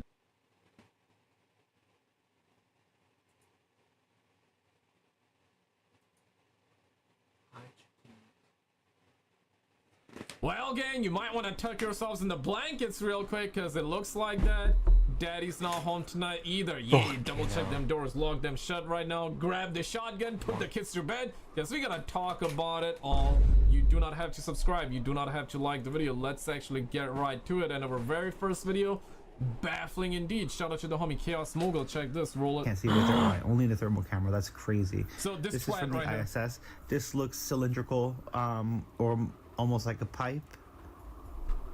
Honestly, it almost looks like a bullet. Does anyone else see a bullet in the sky there? Looks like a cigar though, like a doobie. Somebody was rolling its fat doobie. This Stop I rolling, find guys. interesting. It reminds me of the orbs that we've seen split in two. This genuinely to me looked like two different objects. Look.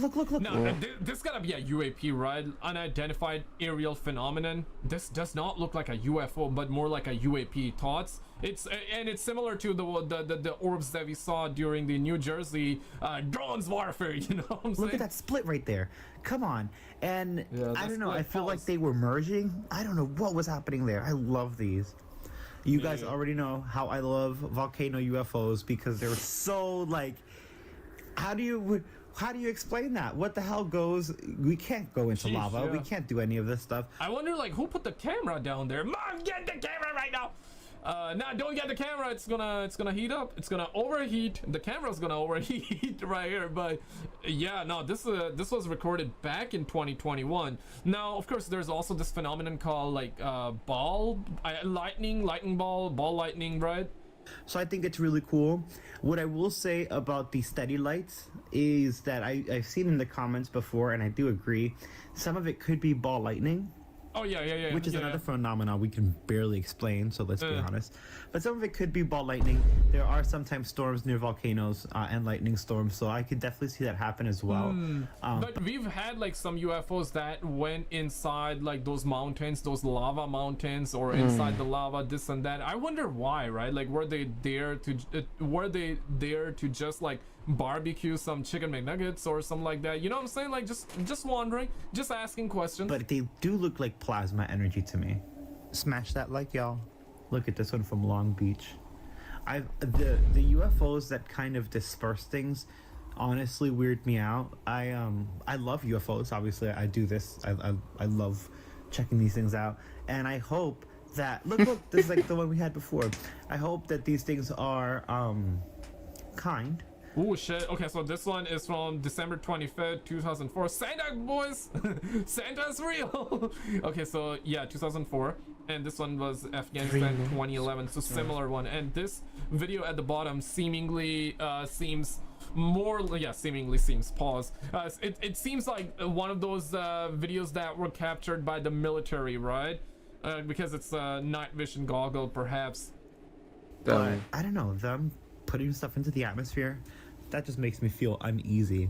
Right, and it's like dropping something though, right? Molten lava, perhaps. There's likely another term, or maybe that's what it is. Let me know your thoughts below. But yeah, this one has made the waves, okay? And I covered a little bit off it prior, but check this out. Roll it. So Ross Coulthart's come out and said that he knows that Lockheed Martin is in fact making the Tic Tac UFO. I now know categorically that the Tic Tac is Lockheed Martin technology. Okay. Bruh. And right after this statement, everybody started looking like this, bro. Myself included, right? Like, yeah, I was starting to look like Ice Cube, dog. Not like the Ice Cube that actually melts. We're talking about Ice Cube, the actor. Bruh. Okay, this homie. So yeah, everybody was like, hey, what? Well, say psych! Say psych! Tic Tac is Lockheed Martin technology. Why are we being lied to? This is the issue. Why is the United States government now participating at White House executive level in collusion with the national security state to keep secret the fact that they've made these advances? So there's a few things that don't really sit right with me. Obviously, we had that thing that was leaked a little while ago where there was someone claiming that the Tic Tac was made by BAA, okay? But then we need to look at the whole sort of situation between the military personnel in relation to sightings of the Tic Tac UFO, like the Nimitz situation. Yeah. If you wanted to keep this technology secret, should you say, why would you fly this sort of technology in and around aircraft carriers, fighter jets, pilots, to kind of gain their attention and kind of... Yeah, I mean, it's really just is now all over the place. One in the comments if you believe that it was made by Lockheed. Two, if not. Of course, we've had whistleblowers. One of them is Dr. Stephen Greer. Two, of course, some of you would believe him, some of you won't believe him. I understand that. But alongside him, there are other whistleblowers too that have said that, yes, aliens are real, UFOs are real, and we're not alone, and apparently they are here, and we're reverse engineering. Okay, I'm gonna talk normally here. That we have been reverse engineering their tech. So that is something that is out there too. But now UFOs Ross are real. Coulthard literally The just way said that they've something made that the we've TikTok heard about it is countless times reverse over, and engineered. something that we believe to be true because it came from Commander Fravor, one of the pilot that chased it. He was on documentaries, I believe. He was like at the Congress meeting too. He was also on Joe Rogan, claimed to have seen firsthand. He, in fact, he chased after a UFO, that Tic Tac UFO, right? And now Ross Coulthard comes out and says that no, bro, it was made by Lockheed. Does not say whether it was reverse engineered. Doesn't say anything more than that, but just says that it was made at and by Lockheed. So of course, like people started looking like this, right? Like, hey yo, what? You crazy? But okay. Make people kind of freak out a little bit. So is this kind of a show of power from Lockheed Martin to the military-industrial complex to show, like, actually, hang on a minute, you guys don't hold all the reins here, we do?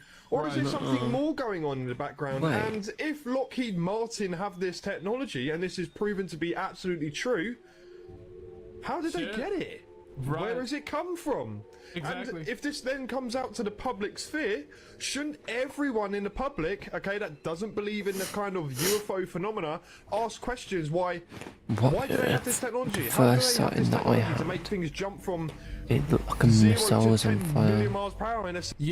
Doing really, it was like going up from 80,000 feet to basically sea level, just pretty like low that. as well. But let me show you guys this following clip, and real quick before I forget, I gotta shout out the homie man. What if it was the Tic Tac? The 20. Shout out to the homie Danny. Thank you guys so much for all the love, man. That's just way too generous. On top, he became a member. Who does that? Who does that? Thank you guys so much for seriously. Thank you guys so much for all the love, man. You don't have to do none of it. Appreciate you being here, gang. All right, let's get back to the content here, boo.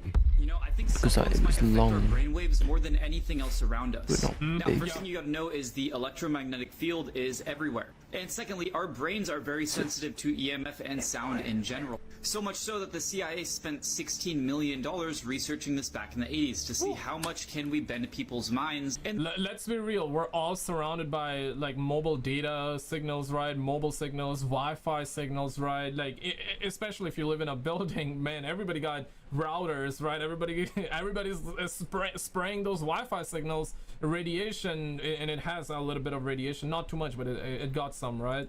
And the fact that after listening to a phone call for 15 minutes, you can quite literally see it through thermal imaging leads me to believe it's probably bad for you.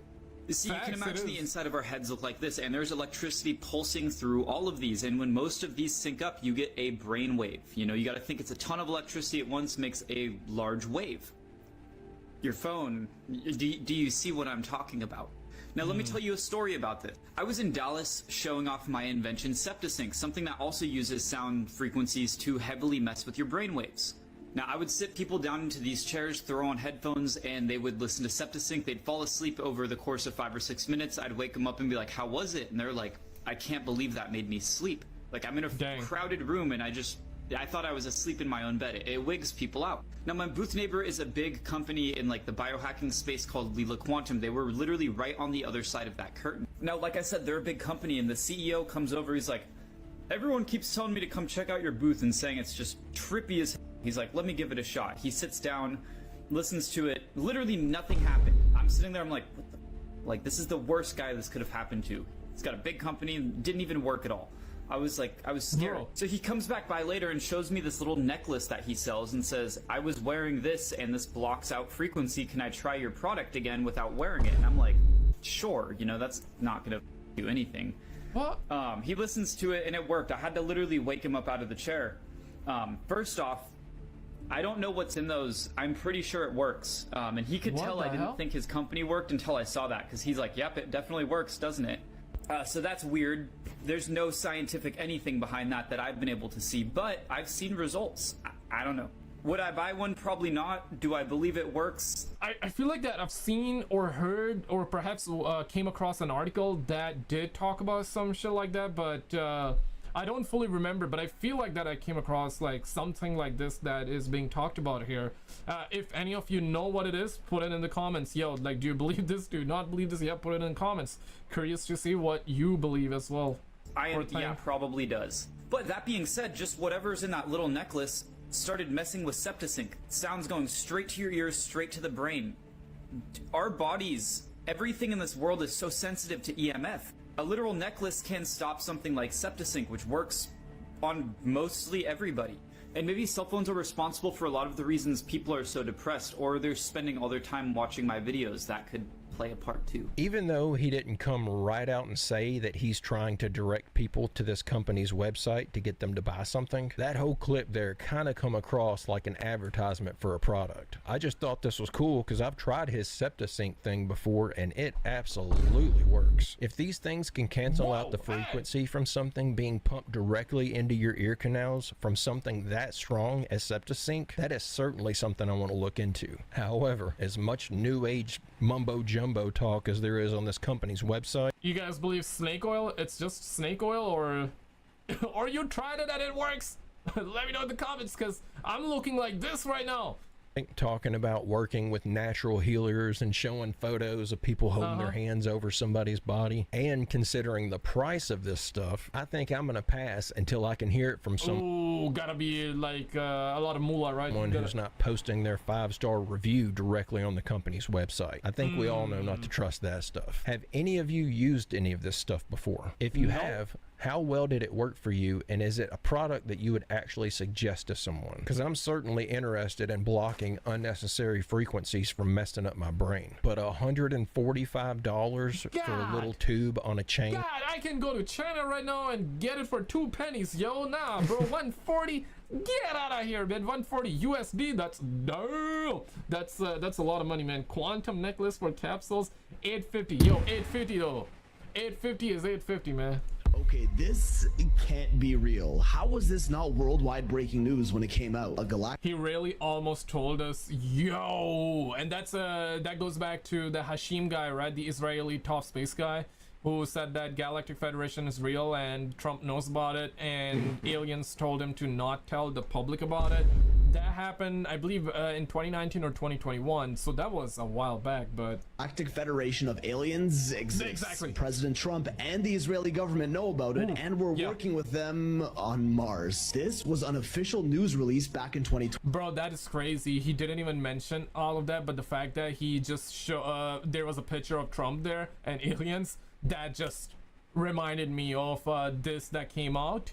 Either in 2019 or 2021, I don't remember exactly, but... revealed in an interview on Mars. This was an official news release back in 2020, revealed in an interview by a former Israeli space security chief, where he admitted that our governments are in contact with extraterrestrials from a, quote, galactic federation, and that they specifically asked their points of human contact to not reveal that they're here, that humanity is not yet ready for full-on public disclosure. According to him, they have been waiting until today for humanity to develop and reach a stage where we will understand in general what space and spaceships are. So it seems like they're waiting for our space exploration technology to get better, at which point they'll welcome us into their galactic federation. At that point, bro, I don't even want it then. You know what I'm saying? Like, if you don't want us at our current state, like, bro, when we are like out there glowing or all that, like when we have achieved mastery, at that point we don't need y'all.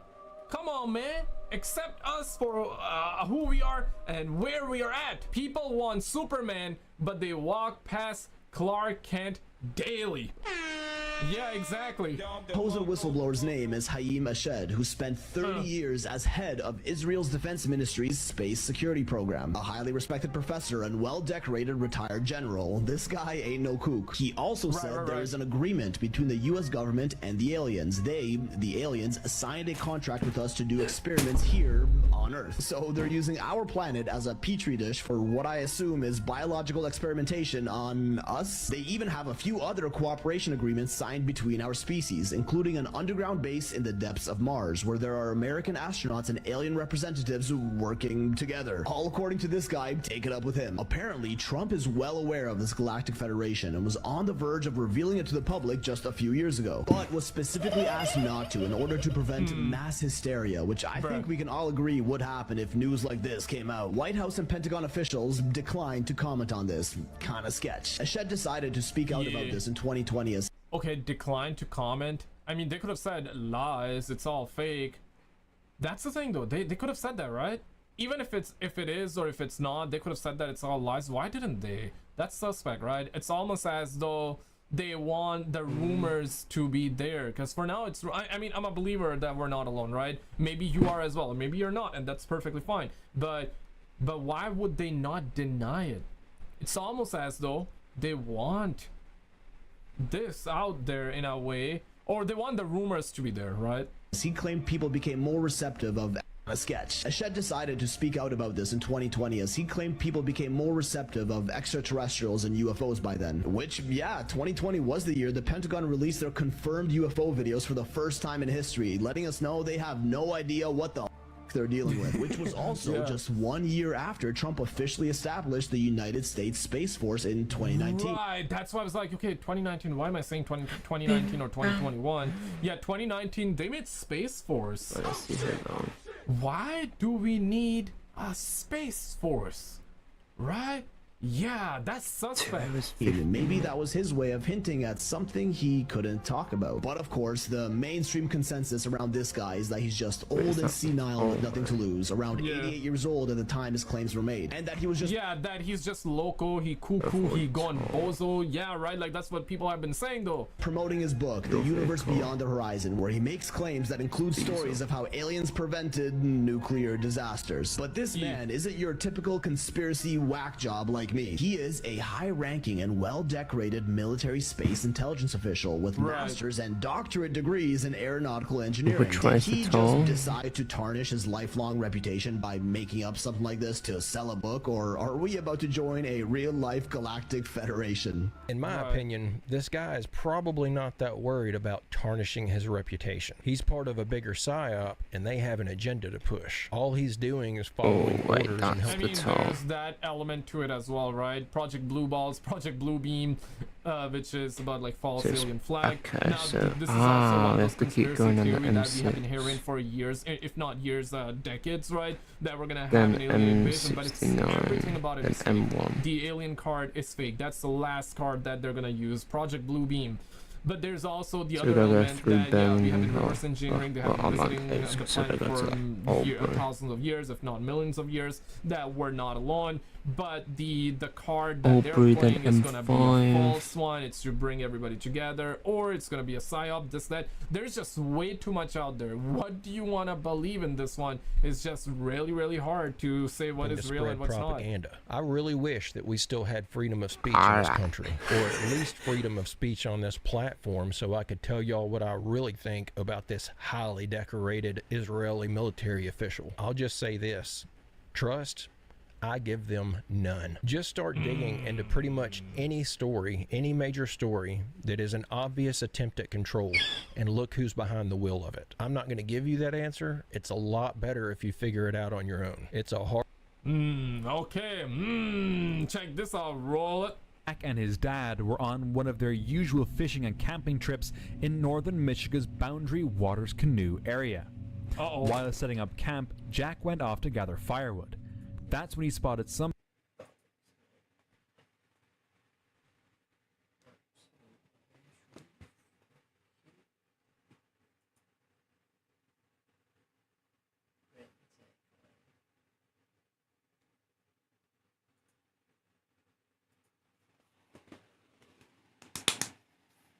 Hey guys, how you doing? Back on the road again, and today me and Cameron we're in Notley, Cornwall, and we are coming to a world famous, renowned cafe. Alright guys, I'm gonna go. Nice Baps. What do you do? You walk in and say, can I have some of your nice Baps, love? I don't know. It's blagging me head. Right, but let's go. Let's check out these Baps and see if they're good. We're in Cornwall. Is there going to be a pasty in a bap? Is it going to be a bit like a Wigan kebab? Is it going to be a Cornwall kebab? I don't know. I don't think so. Downstairs. Here we are, cameraman. We're at nice Baps. Take my tablets. Putting ketchup on his own head. I'm just going to get ready. So, let's get ready. It's a little roadside cafe. Okay. Apparently, it's been going for a while. A lot of people recommend to come here in Cornwall. A lot of people stop here. And they go I will post. For the food. I'm going to try a burger out. You never I will know, make a breakfast. post actually. What's on the menu? Let's go. On the community You come from Leeds? Well, wait, posts of when I'm nearly at CONINGSBY, and I will stream there. Come for holiday or? You have my words, dudes. Yeah, yeah, my words. We come Monday night. We stopped at Western Supermare. and then come down to Padstow yesterday, and then we're off back up tonight, up to Leeds.